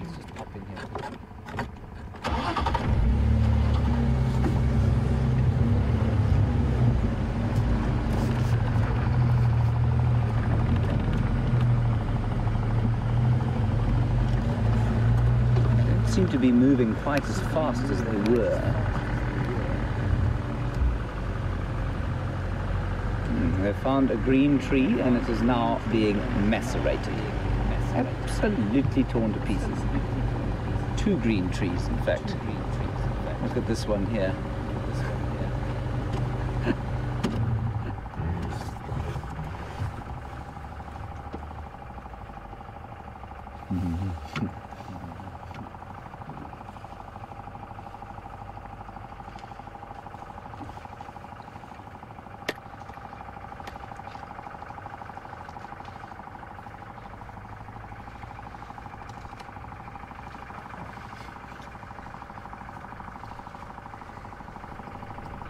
Okay, I'm sorry about that pump, everybody, that you can hear. It sounds a little bit like a helicopter, and Gilly in Milwaukee, you thought maybe it was indeed a helicopter doing a game count.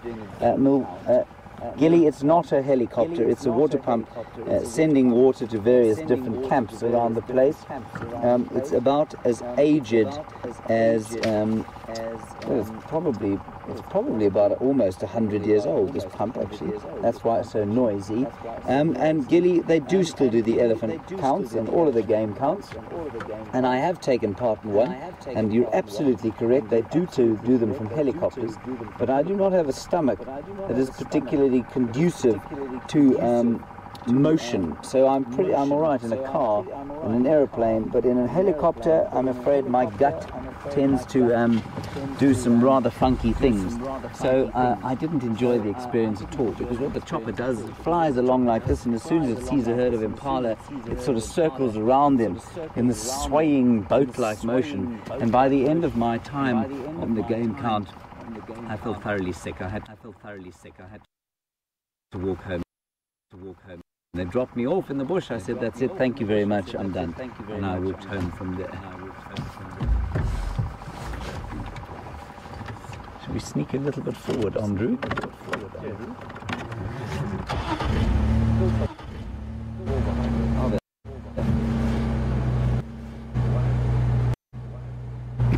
let's just go a little bit forward here. It's a big herd of elephants, this herd.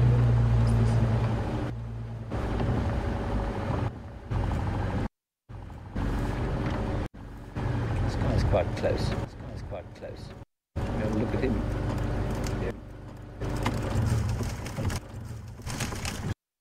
He's enjoying a bit of strychnos.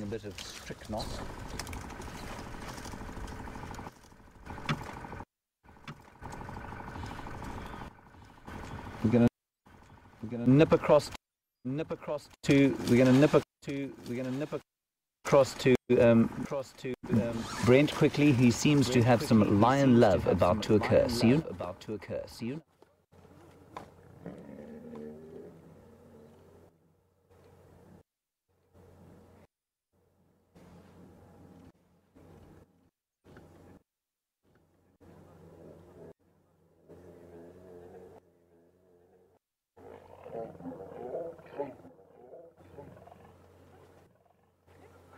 Here we go, guys.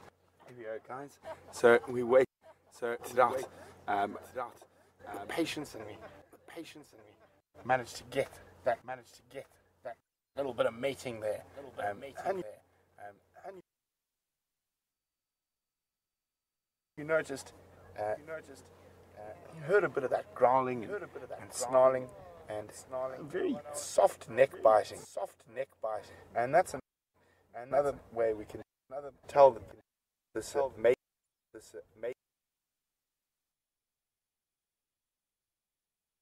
mating is quite well developed in its time. It's been a few days already, because in the beginning it is a lot more aggressive.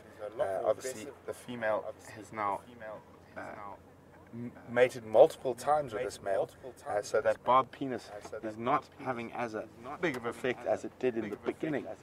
So it's not as painful for her when he withdraws, so she's less aggressive with him and not trying to smack him in the head. I got a sneaky suspicion that eye twitch that you noticed this morning on the sunrise safari is from getting a good smack in the face towards the beginning of this mating.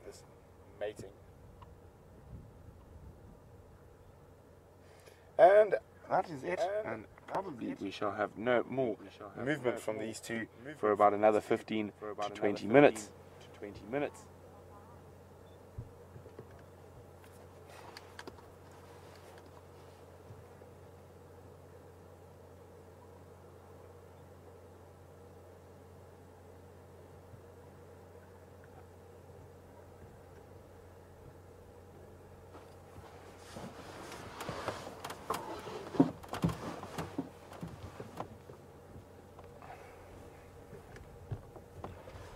So these matimba male coalition are quite an impressive pair, and I've got a question from someone who has the Twitter handle Matimba Male Lions. So I presume you guys, whoever you might be, are a big fan of the Matimba males. And sorry, let's turn that down. And they would like to know whether the Matimba male lions are the biggest lions I've seen in the Sabi Sands. They're definitely up there. I don't think they are possibly the biggest. I think some of them are Pocho males were bigger, and I think Salati males, which I saw a long time ago when they were quite young, but I've seen them recently in the Manileti. Definitely not as impressive looking with the manes, far smaller, more scraggly manes, but bodily size I think physically a bit bigger than the Matimba guys. And I haven't seen the Birminghams yet, so I cannot judge whether any of those guys are possibly going to be bigger. But I would say definitely in the top 5 largest male lions that I've seen in the Sabi Sands. Sleepy kitties now.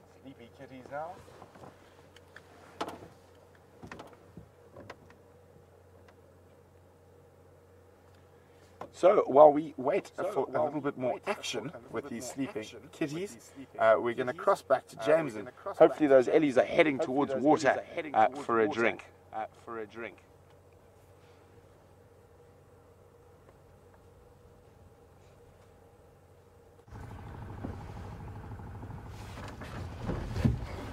Hi everybody, welcome back. I believe the lions did exactly what I thought they wouldn't do after this morning. I thought the mating time was coming to a finish. Anyway, we've got a beautiful picture here of an elephant coming just out of the setting sun. There he comes. And he's a little bit ornery. He came onto the road and shook his head at us, as if to say, what are you doing with my herd? And this is typical of elephant herds, with the young bulls lurking about at the back, like recalcitrant teenagers that don't wish to walk with their parents in the shops.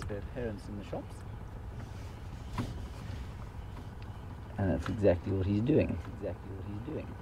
Doesn't want to be around the kids anymore, feels he's a bit above that. They are heading still in the general direction of the Gowrie waterhole, so I think that we shall follow them along. I'm going to move along this road a bit, Andrew, if that's okay with you. Obviously don't want to put you out. Here we go. It's really a very large herd of elephants. Sits.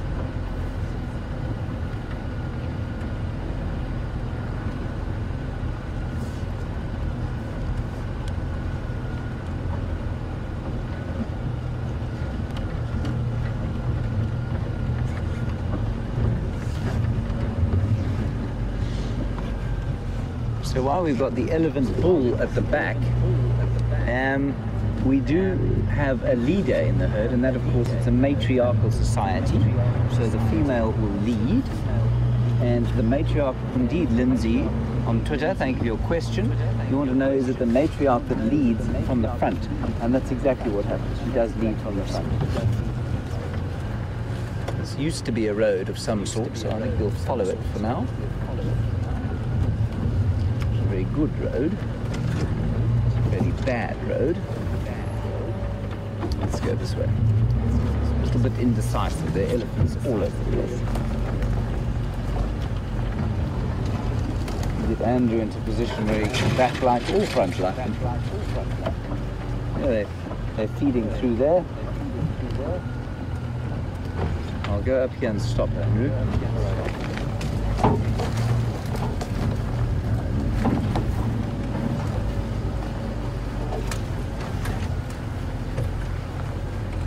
Okay. So we've now got them all around us, which is really wonderful. Really wonderful.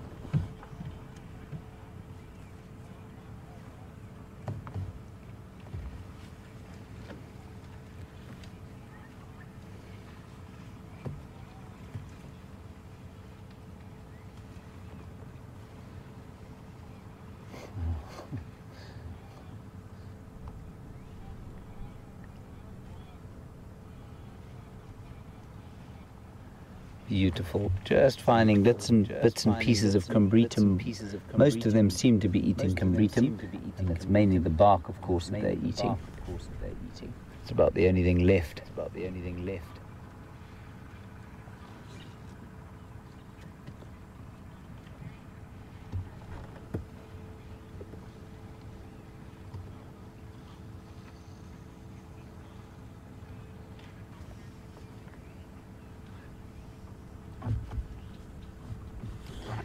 Christine, while we're watching these elephants feeding through here, what you wanted to know was about the elephant bull's penis that we saw, and it was hanging out, substantial organ that it is. And you want to know why they hang them out, and is there, because they seem to do it under a variety of different circumstances, not necessarily associated with mating. I don't know exactly, Christine. I think there are various reasons for it, but it's normally associated with some kind of excitement. So sometimes when they're around other bulls and they're fighting, sometimes their penis will pop out. Sometimes when that one, as you can see, was excited by hanging around in the mud.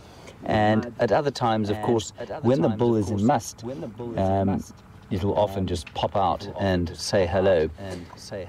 So that's basically why, Christine, I think. I'm not entirely sure as to, all the reasons, but it's something to do with excitement, definitely. And an elephant bull in must, nowhere near any females, will often have his penis hanging out. Which, when you've got a lot of children on your game drive vehicle, does result in some slightly awkward questions, which I normally allow their parents to field. So if there are any young children watching, ask your parents what we're talking about.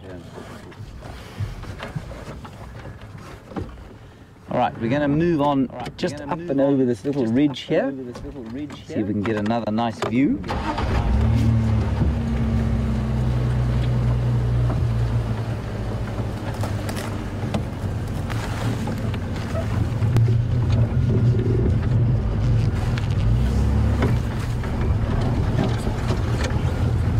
Heat of the day is just starting to come off. The light's softening. It's turning into a beautiful afternoon. Not so, Andrew.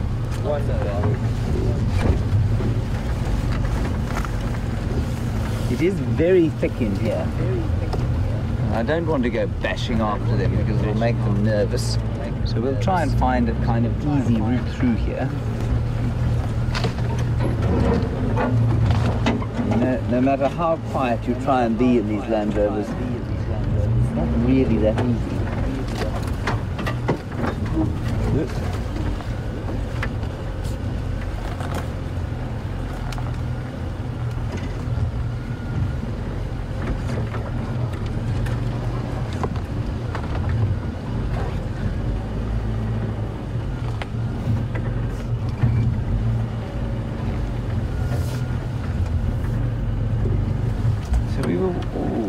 Andrew, I'm sorry to do this to you before we go back to the elephants. Can you see the little chin spot battis?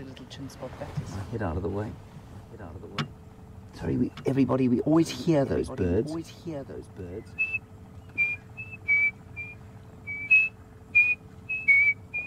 How's that, Andrew?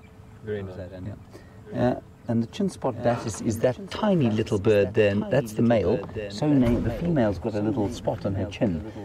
And one of the only birds that's named after a female characteristic. Not a sexist bird, of course. All right, so while we're driving along here, we saw that elephant swimming in the mud. And you can see how thick that mud was, and I put my feet into that mud.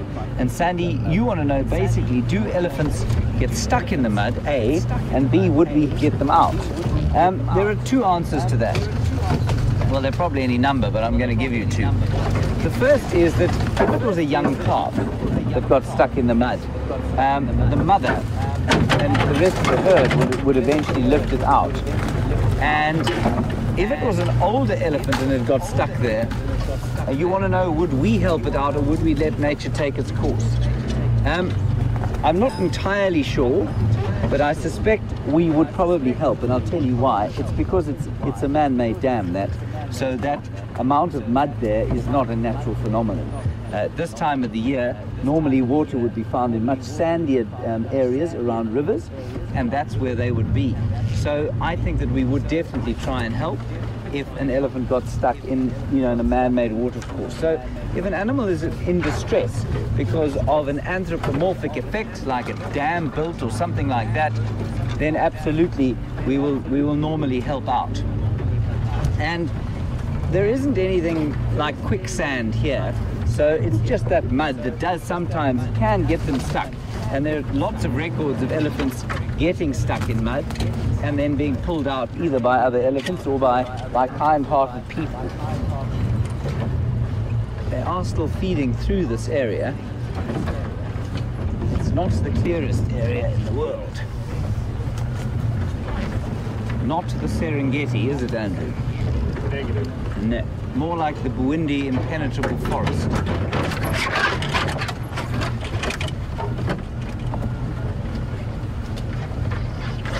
They are still feeding all around here.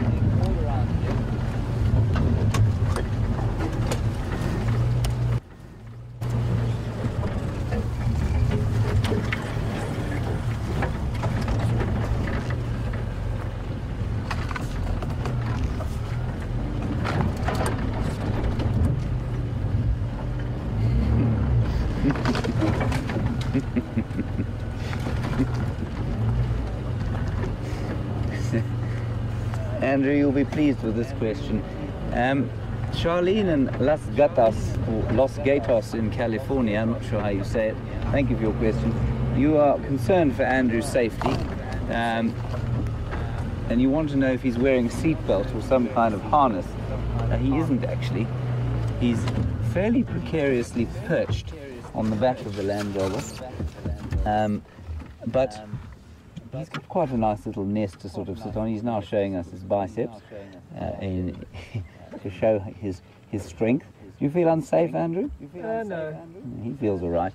So, I mean, in all seriousness, the interesting thing about it is that he does stick out of the Land Rover much more than I do. So when we go into cat sightings, often the first thing the cat does is skim its eyes over the vehicle and then they look up towards the back.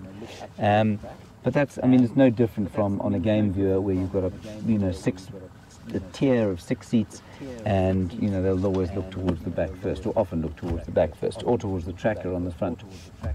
So he's just the most obvious prominent tree.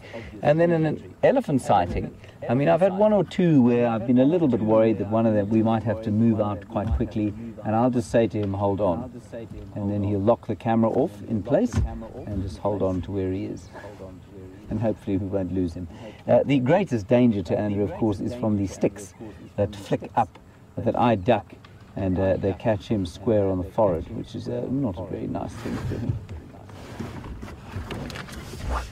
Thank you for that. In Los Gatos, California. Right, we'll carry on through this. Most of these trees that you can see around us here are called monkey oranges, green monkey orange, or Strychnos madagascarensis, so named for the strychnine, which is a nasty poison that will eventually stop your heart, that is found only in very minute quantities in the seeds of the fruit.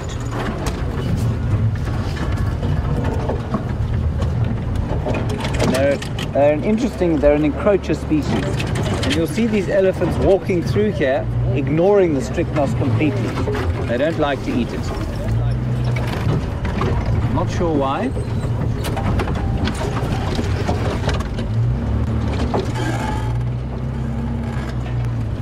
Sorry about the noise, everyone, but if we want to watch these elephants, I'm afraid we do have to go through here. It is getting rather impenetrable at this stage, though. And we will try and go around that way, Andrew. I know yesterday you had a long session. For those of you who weren't here, Brent had to follow some cheetah through some heavy terrain. I don't think it's quite as bad as that. And just to keep you updated. Brent is still with the lions. And as soon as anything exciting happens there, we will take you back.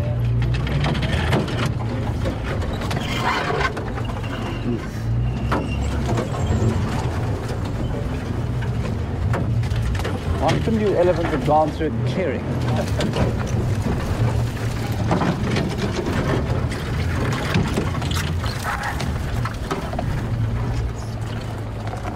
Whew. You're right there, Andrew. Yes. It's not exactly opening out, is it?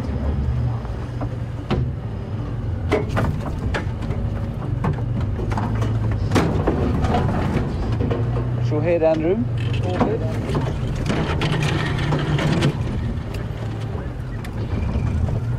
I'm actually going to stop here for a little while. Oh, that's so much nicer. And they're still just all feeding around us here, all around. And just amazing that despite the noise we're making, they're being so totally confiding with us. There was a drongo. You can hear a drongo calling just up ahead there. Well done, Andrew. That is the fork-tailed drongo. And he's mimicking a rattling testicular. There we go.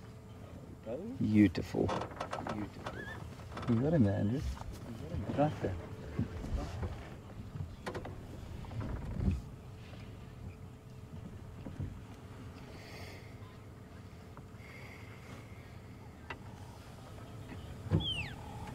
Look at that. That's wonderful.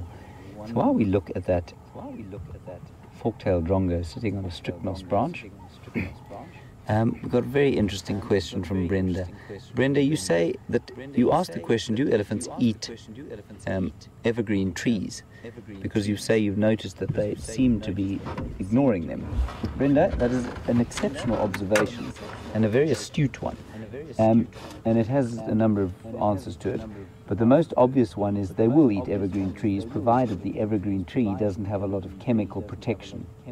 So a lot of the trees that are evergreen and don't have thorns have chemical compounds in the leaves that make them either unpalatable or poisonous to elephants or to any of the browsers. And especially at this time of year, if you want to avoid being eaten and you want to be an evergreen, then you better make sure that you're extremely well defended. So the most obvious example, and I've spoken about this a few times over the last week or so, is the guarri bush, Euclea divinorum, and actually, Andrew, there's one right over there. That's a version of it. That's the Natal guarri, just over there. That green bush that Andrew's going to show you now. There it is. And you can see that bush remains unmolested, and that's because the leaves taste horrific. They've got a very high chemical compound, very sort of high, distasteful chemical in it. I don't know what it is. Just look at that beautiful sunset going down there. I don't know what it is, but it tastes like tannin when you taste them, and the elephants just ignore them. So they will eat evergreen bushes if they're the right kind of bushes, but at this time of the year, wow, Andrew, that's very artistic of you. At this time of the year, they will tend to avoid a lot of the evergreens because the evergreens are very well defended by chemicals. Nice question. Thank you for that. That's stunning. Very beautiful indeed. All right, I suppose we better try and continue moving through this fairly thick area. Okay, here we go, everybody.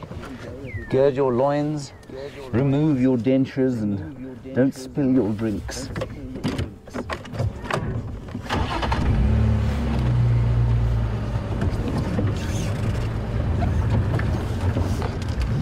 think we're going to go around like that, Andrew.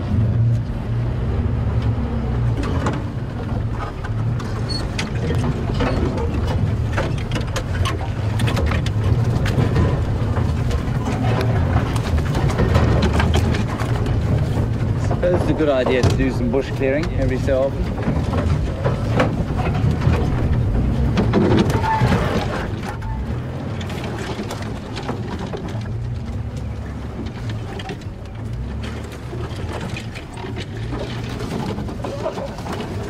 Thank you, Andrew. Thank There we go. Vast plain spread out in front of us.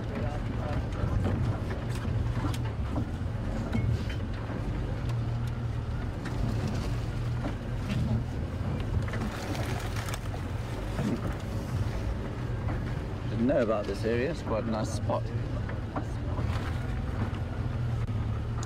Something has met its demise here. I see that there's a bit of a clearing around one or two bones. So I think something was killed a while back in here. We'll just stop here. Can you have a look at that one, Andrew? Just digging up some sand there to throw on him or herself. Now, all we've got there, I'm afraid, is a bit of tree, but he is behind the tree and he's digging himself a hole. Now, we're on a sandy ridge crest here, and what the elephants like to do is dig away at the sand and throw it over themselves. It helps with ectoparasites. And the ridge crest areas here, you can see we're quite high up, and from the view of the sun that we got, and from the sort of, it definitely opens up towards the top of the ridges, and so they like the sandy soil, so they can toss it over themselves.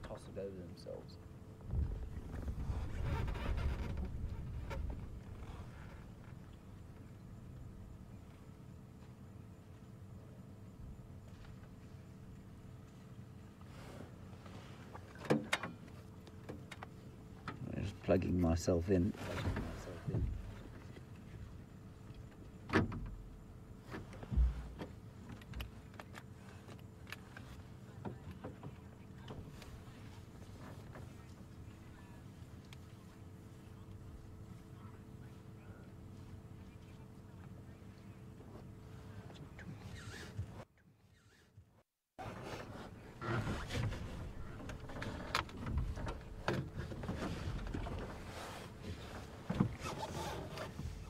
So while we wait for these elephants, I'm sorry, it's not a great view of them, but they are still in some thick stuff, and I'm not going to chase them through here and make a big noise. We'll just follow them gently at the back. I mean, I say big noise, relative term, of course, we have made quite a big noise already. But we'll just follow them through here. I think they'll probably go into those clearings next to Gowrie Dam eventually. Whether it'll still be light or not, I'm not sure. But we got a lovely shot of that drongo with, and apparently a lot of you have taken some screen grabs and shown it. Thank you very much for that. Well done, Andrew. And apparently you can very clearly see the tooth on the end of the beak. And that's normally a characteristic associated with shrikes. A lot of them have got teeth on the side of the beak. There's another drongo there. And that tooth, of course, helps them a lot when they're killing insects. And it's basically like a little spear on the end of the beak. This one's behaving like a bat. And while they follow the elephants, they start to pick up on us too. You know, when we're moving through an area like this, they will start to follow the vehicle because the vehicle's having exactly the same effect as the elephants. In fact, it's having more of an effect. So as we push over the one or two trees, it'll make a few insects flip up. It'll unearth a couple of grubs from the ground, perhaps, and they'll hawk down and grab them and then carry on off and sit next to us where we can take beautiful pictures of them. Just sneak a little bit further forward. They are moving very slowly, sort of to the northeast. I almost feel like I'm part of this herd.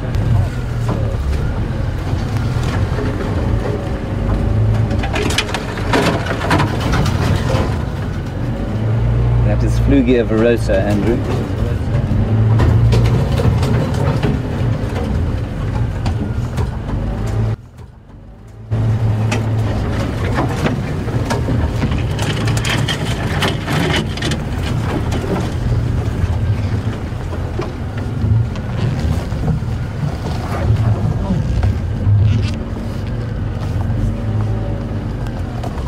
Turn through here, and I think I might head down that way. See if we can't get out of this melange.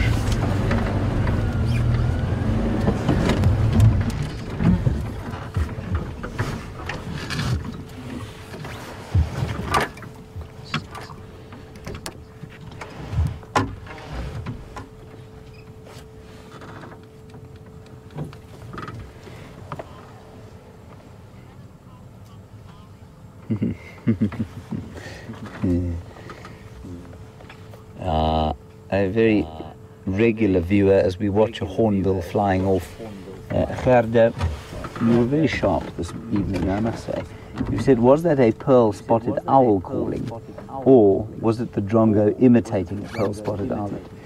It was the drongo, and that was very well spotted. So the drongo does do mimics other birds. It's not the best mimic in the world, but the one that it does do, especially at this time of day, is the pearl-spotted owl. And for those of you who don't know, pearl-spotted owl is a little bird, a little owl, obviously, and it makes a very obvious call that goes a little bit like this.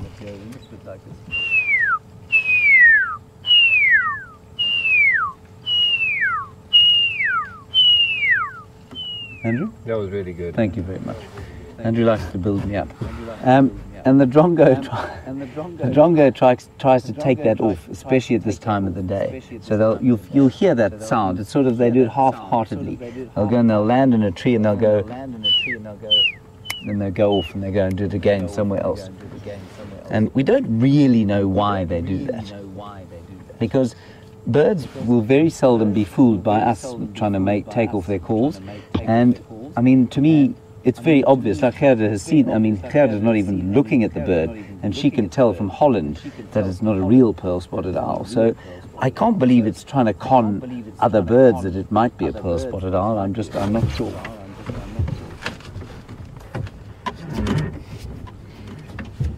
Right, a little bit forward, Andrew.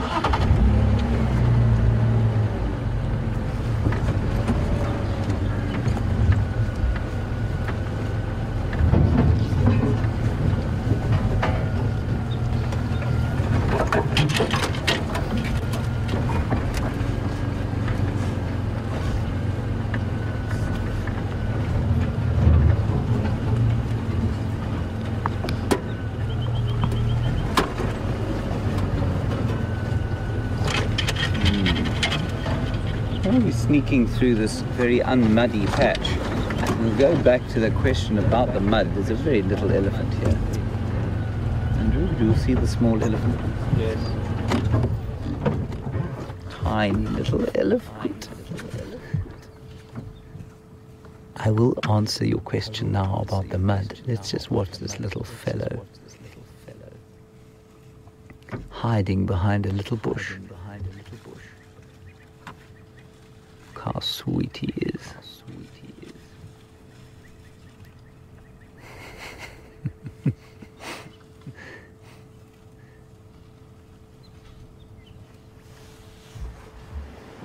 So sweet. So, interesting one about if we were to find an elephant caught in the mud, how would we get it out if we decided to help?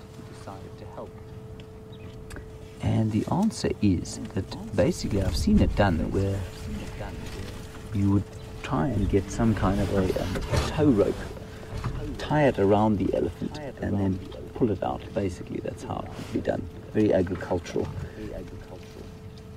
And this, I think this might be the same little one that we saw earlier. It looks about the same size. Not that one obviously, that's the mother. And she's just trying to find little pieces of root which would still maintain a bit of nutrition. You can see the little one there trying to mimic her by using its trunk and failing dismally. Oh, there, he's got it. He's got it. Look at that. Now, I think this one's a little bit older than the one we saw earlier, you know. The little one we saw earlier would not be able to use its trunk like that. That's actually tremendously competent trunk usage for an elephant that size. Hello, old girl. Oh, she's lovely. Look at her. Yeah, no, he's definitely older, sorry. So he's about, I put him at about 18 months. So sweet.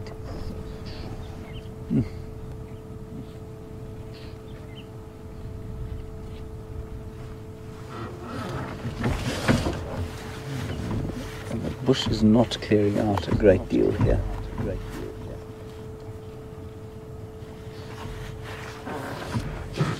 Beautiful sky.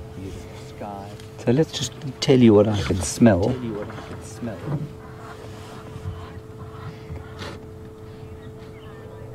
Egyptian geese flying by.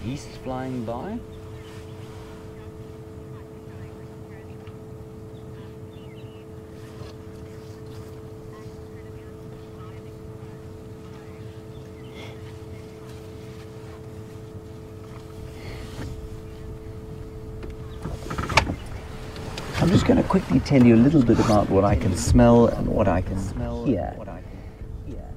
Elephants smell like sort of sweet leather. Andrew, how would you can you smell them?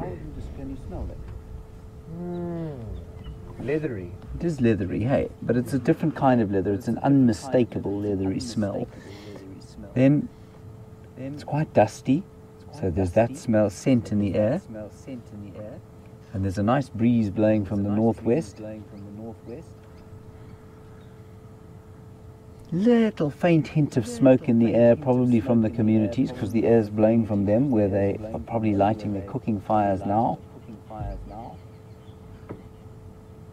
It's a very beautiful evening. All right, we're going to move slowly forward. And Judith, you say that you've seen elephants completely submerged and surviving floods by using their trunks as periscopes or snorkels. That's exactly what they do.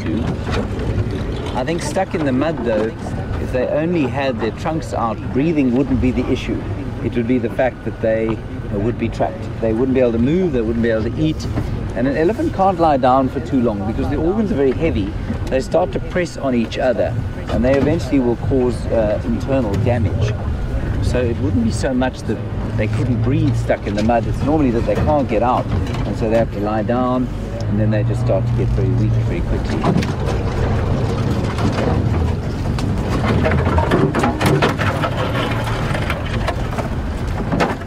Absolutely, they will cross deep water. They'll play in water a lot. Oh, look, there's quite a few of them up here. They'll play in deep water, and that's just from and use the trunks as snorkels.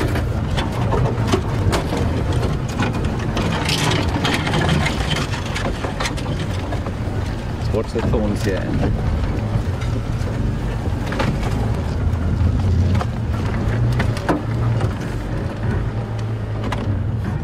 I actually think they're heading towards quarantine clearings now. See that? They've veered off from the...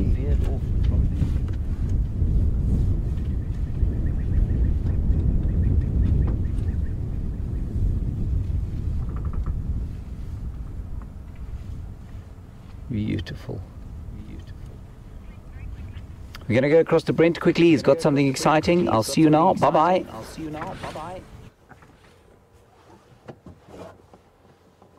There we go, guys. Almost 15, or a little bit longer than 15 minutes.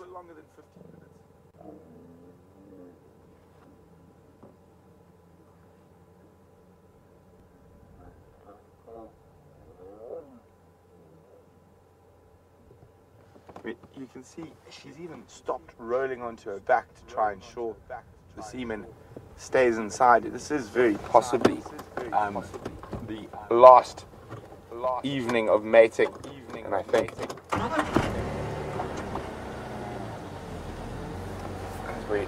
they've moved off the road finally. Hopefully everyone who's coming back from the meeting is not going to have as hard a time getting home. And you can see that. Let's see if the twitch was there on his right eye. It seems to be a bit better than it was. It's still there though. And I do think it is possibly from getting a hiding, and he's got a bit of swelling around his eye.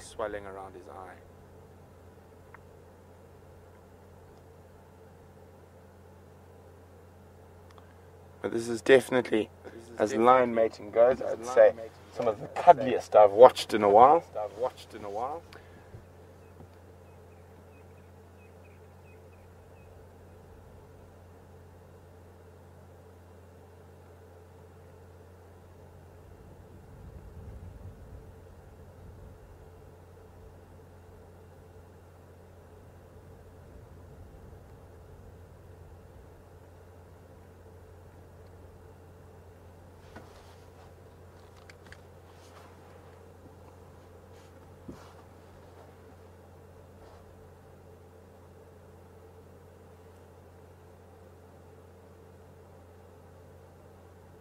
So we're chatting a little bit about whether this poor Matimba male is possibly shooting blanks at the moment. It is a possibility. I think, as far as my understanding is, they will continue to produce semen, but obviously with the frequency of mating that happens towards the end, and especially this seems to be even more elongated than usual, that is possibly running a little low.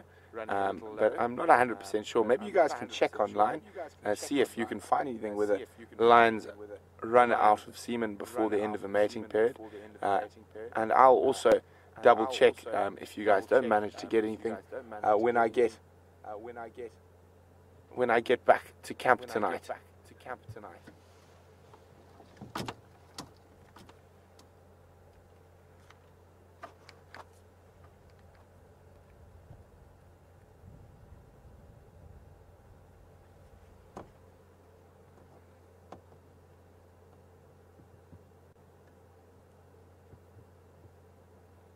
Obviously, the biggest threat for the Matimba coalition is the Birmingham boys. And Matimba Male Lion on Twitter would like to know if they've started scent marking within the Matimba's territory. I'm not 100% sure. I still have not seen the Birmingham boys, but they are definitely vocalizing. And if they are vocalizing, I'm pretty sure they would have started scent marking. Whether they will defend those scent marks or not is a completely different story. They are still somewhere to the north of us in Buffels Hook.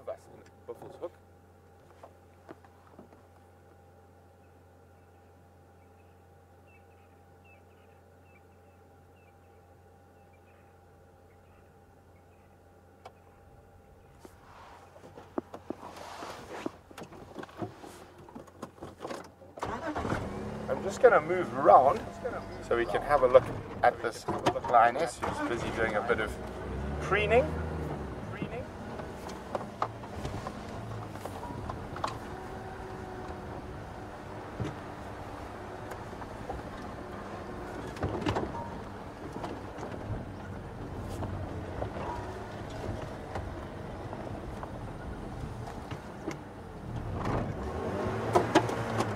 A little bit too far back.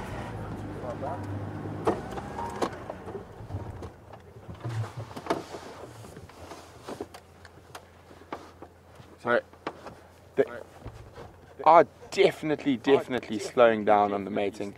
Very, very almost tepid compared to what normal lion mating is. And you can see she's giving herself a nice little groom. I'm sure they're getting quite hungry by now. And well, we could be wrong. I'm pretty certain this is the last night of mating. But as we say, lions don't read the textbooks, only we do. So they could possibly still be mating tomorrow, but I do think it's going to be quite unlikely.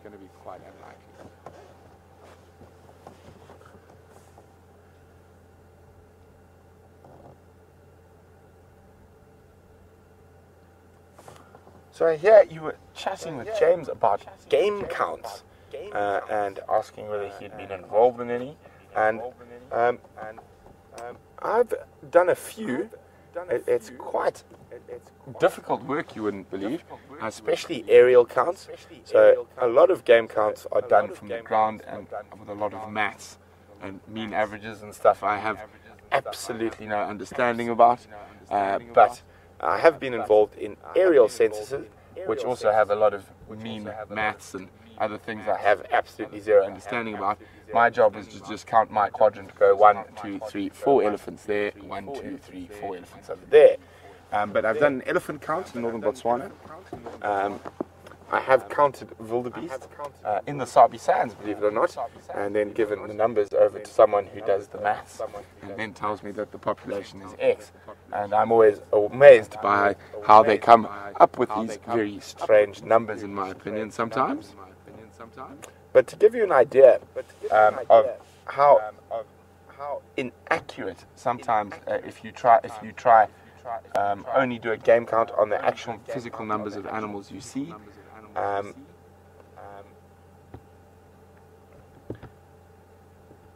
Is when I was very young, a friend of my dad's had a helicopter, and we were in Zululand, and we're on a fenced reserve called Pindo, which my dad was one of the founders of, and they knew they had exactly 53 rhino and exactly 32 elephant.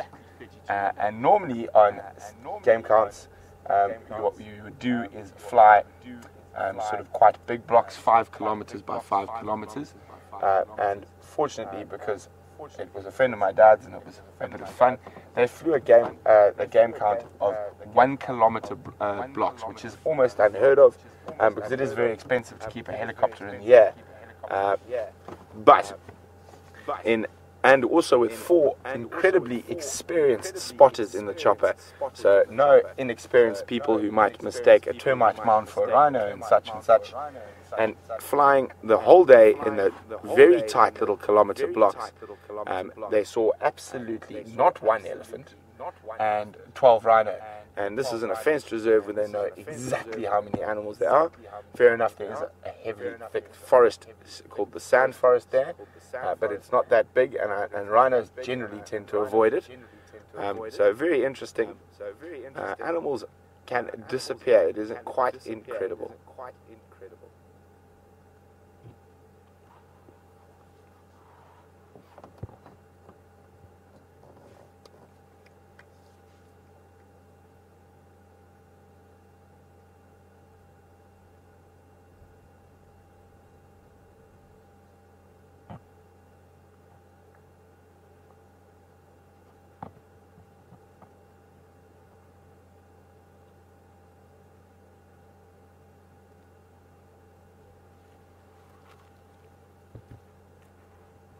Oh my goodness. You amorous male lion, you.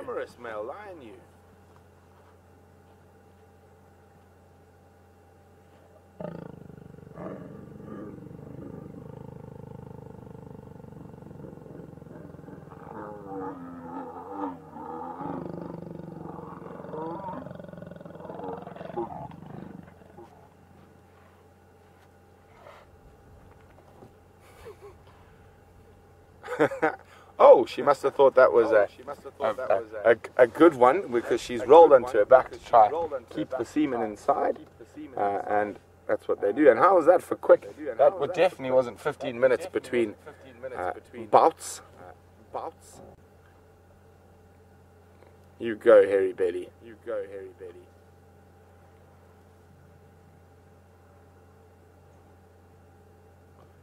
Just judging from her behavior, she is looking like she is getting a little bit restless and might move. Could be she might be thirsty, might be wanting to head to a water hole.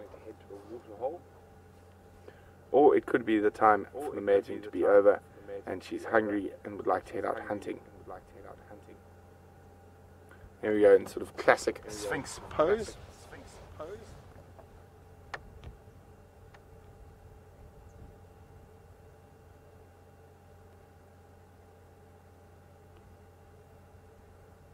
I'm just going to move the vehicle back a little bit so you can have a look at this male's face. And there we go. She was looking a little restless. Is she just changing sleeping positions? Or is she going to go out on the move? Nope. So we've been discussing this twitch that this Matimba male has had. I know James discussed it this morning, and I mentioned it a little bit earlier. I'm just going to try and get us into a good spot to see it. How's that, Brian? So we'll have a look now. And there it is. So Gilly in Milwaukee supposes it's not possibly a dental problem that's causing that twitch. Gilly, from what I can see, I don't think so. The right eye seems to be quite closed with quite a bit of swelling around it. So my guess would be it's more than likely he got a, in South Africa we would term a klap or a snot klap, which is sort of colloquialism for a good slap from the female. And it's a bit difficult to see while he's lying like that, but when he turns to face us, and if any of you got any screenshots of when he was looking at us, you'll notice, well, for me, the left eye seems far more open than the right eye. So have a look at your screenshots, those you take, see if you can pick that up as well. So, I mean, not that it isn't a dental issue, it could possibly. I just think in this circumstance, I think it's more than likely an injury, a mating injury.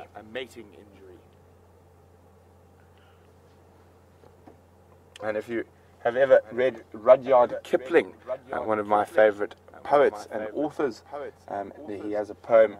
He says, "The female of the species is always more deadly than the male."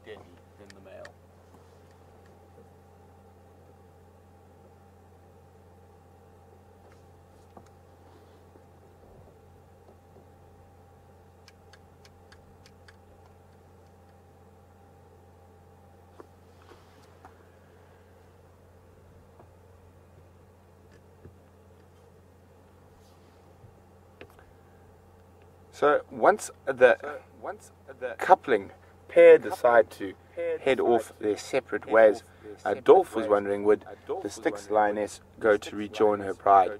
I'm most certain she would. She's probably thinking about it right about now. She seems quite alert and listening down towards the southeast, where the rest of the pride is, as far as I know.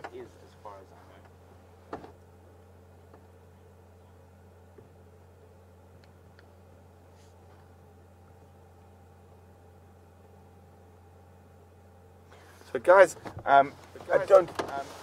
we're going to cross back to James, who's still with that wonderful big breeding herd of elephants, and we'll probably hang around here to see if there is any more last of the loving before they decide to separate, and we'll be back with you a little later.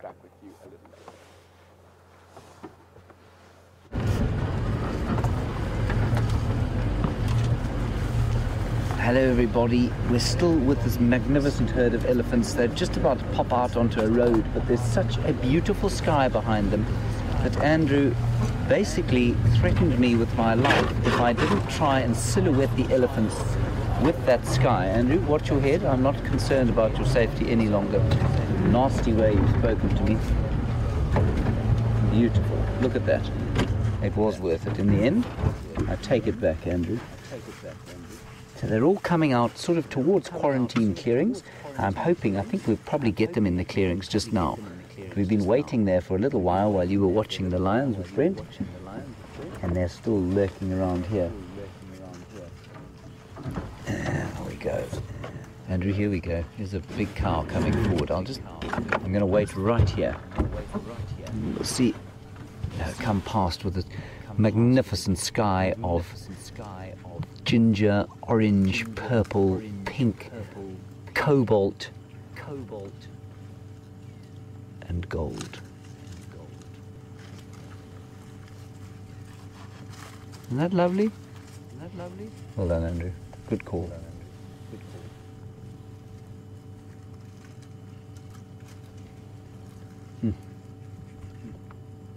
Beautiful.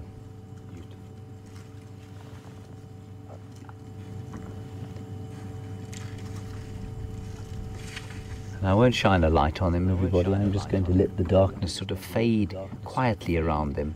They've been so wonderful to us. Travelled huge distance with them through this thick bush, and they haven't once reacted adversely to us. It's so nice.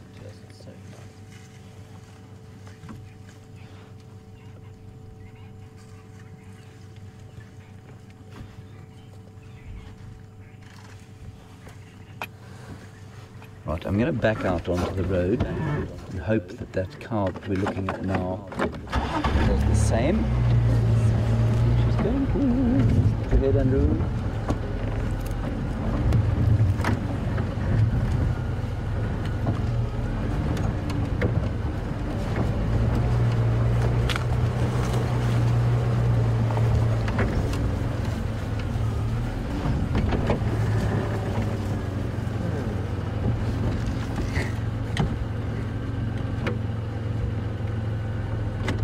Should we go up? Are you happy here? you love that sky, don't you? Beautiful. All right, there should be one or two elephants coming out behind, including that big cow. It's a most perfect evening.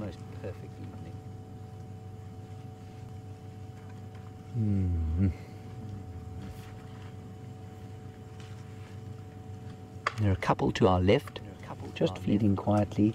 The same cow and her youngster. And these ones are basically heading straight into our dining room. They're about, what, 100 meters? 100 meters from where we live.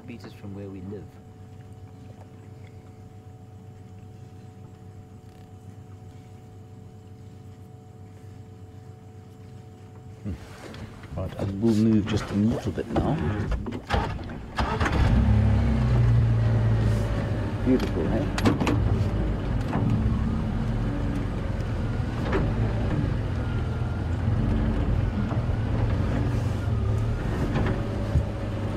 Just while we're repositioning here, we've got a question from Gilly in Milwaukee again, and you want to know if I've ever written songs about elephants. Gilly, I haven't. But just about all of the songs I've ever written, for better or for worse, have had some kind of theme from nature in them. Not normally an animal as such, but perhaps the muse will take me one day and I shall write a song about elephants.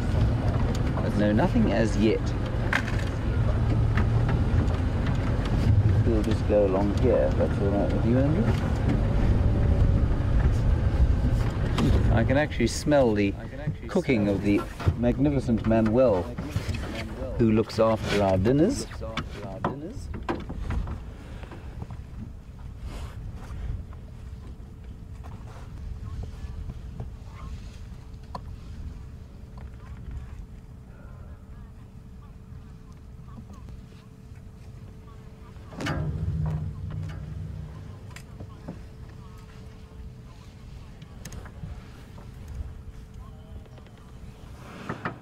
So we were just watching quite a few drongos frolicking about after the elephants, trying to pick up the invertebrates that they kick up, and that's not the only bird that does that here, of course, and we get starlings that do it.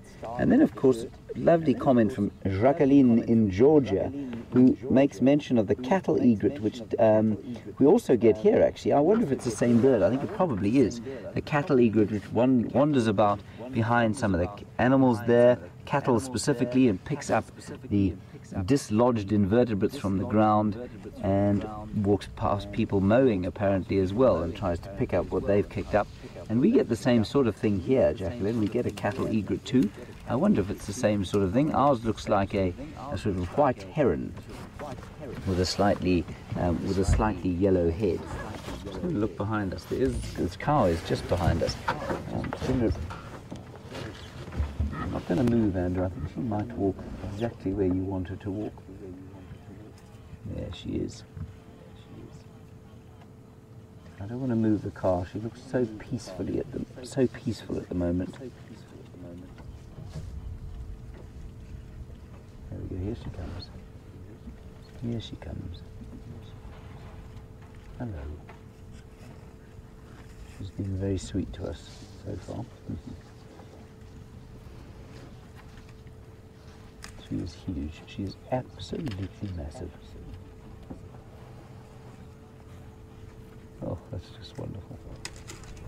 There's babies right behind us. So special. There's a little one behind us as well. Isn't that spectacular? Hey? Andrew's basically been waiting for that the whole day.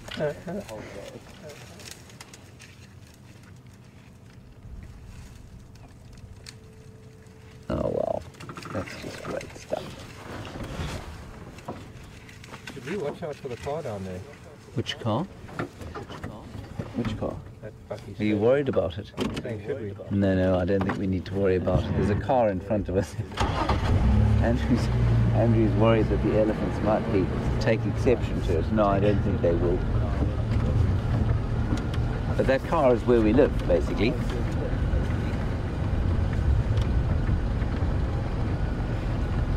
Like I say, smell of the brilliant Manuel's cooking is wafting up over here. Andrew, will you get onto this cow? She's pregnant. She's very pregnant. You can see that swelling there. And the light that I mean, we are getting, the light is very dim now. And the camera's boosting it quite nicely for you. So we're not actually seeing Andrew and I quite as much as you are from where you're sitting.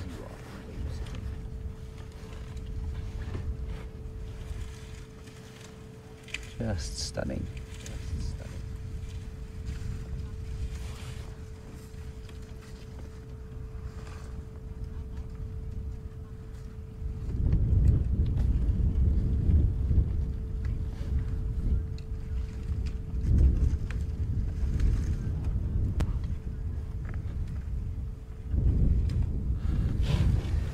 So, everybody, we're going to let the elephants just sort of melt off into this wonderful grey vegetation, and we'll listen to them quietly as we have our supper tonight, and possibly hear them drinking. Keep watching the Gowrie Dam cam if you happen to be on the internet later on. I think they'll probably go down there eventually for a drink. It's been a wonderful afternoon, spending some time with these elephants. Beautiful fish eagle that we had. It started off very quietly, and Andrew and I thought that we were going to be doomed to an extremely quiet day, but we had a wonderful elephant bull and then this magnificent herd of elephants. Big thank you to Andrew. Thank you, Andrew, for your efforts today.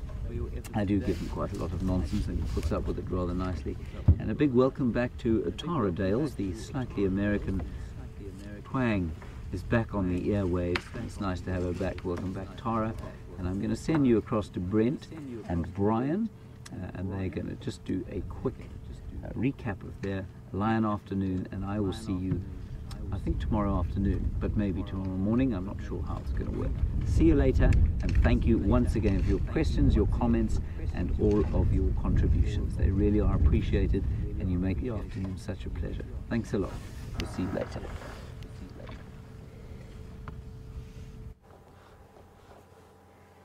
Welcome back, guys, but quickly, it looks like they're about to mate again.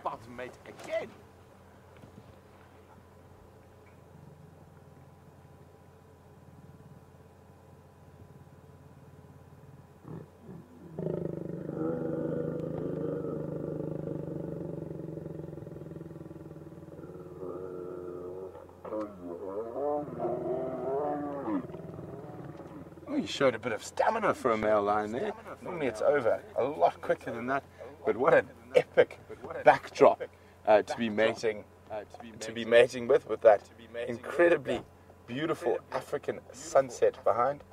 She seems to be getting a little bit tired of him every time, turning her back.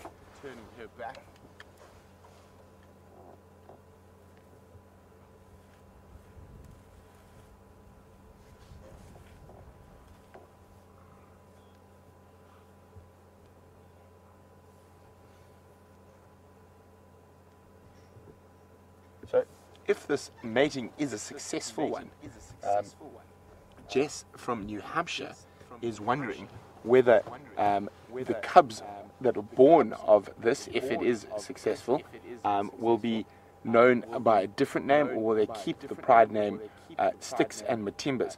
Well, what will happen is that the Matimba part will fall away, and they will probably, if there are female cubs, they will stay with their mothers and aunts and half sisters and whatnot, and they will be known as members of the Sticks Pride.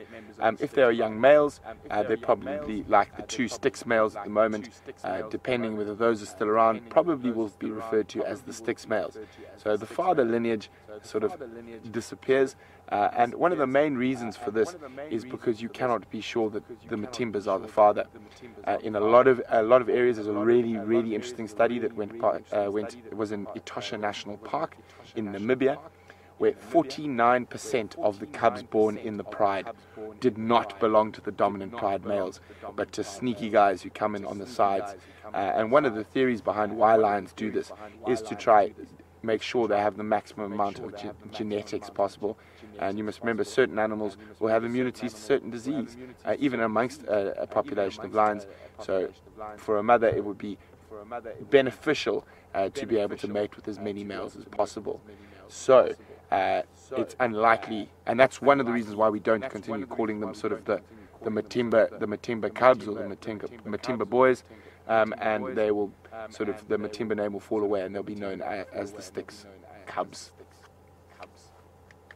So we're getting quite close to the end of the Sunset Safari, and we're going to take one more question.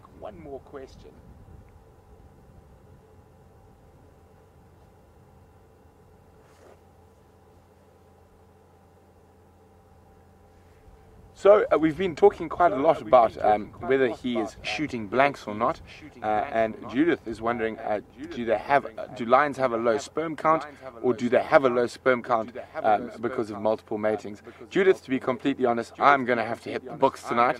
You guys are keeping me honest, and I'm not going to busk an answer at you, so I will definitely try find out, and I will let you guys know on the Sunrise Safari.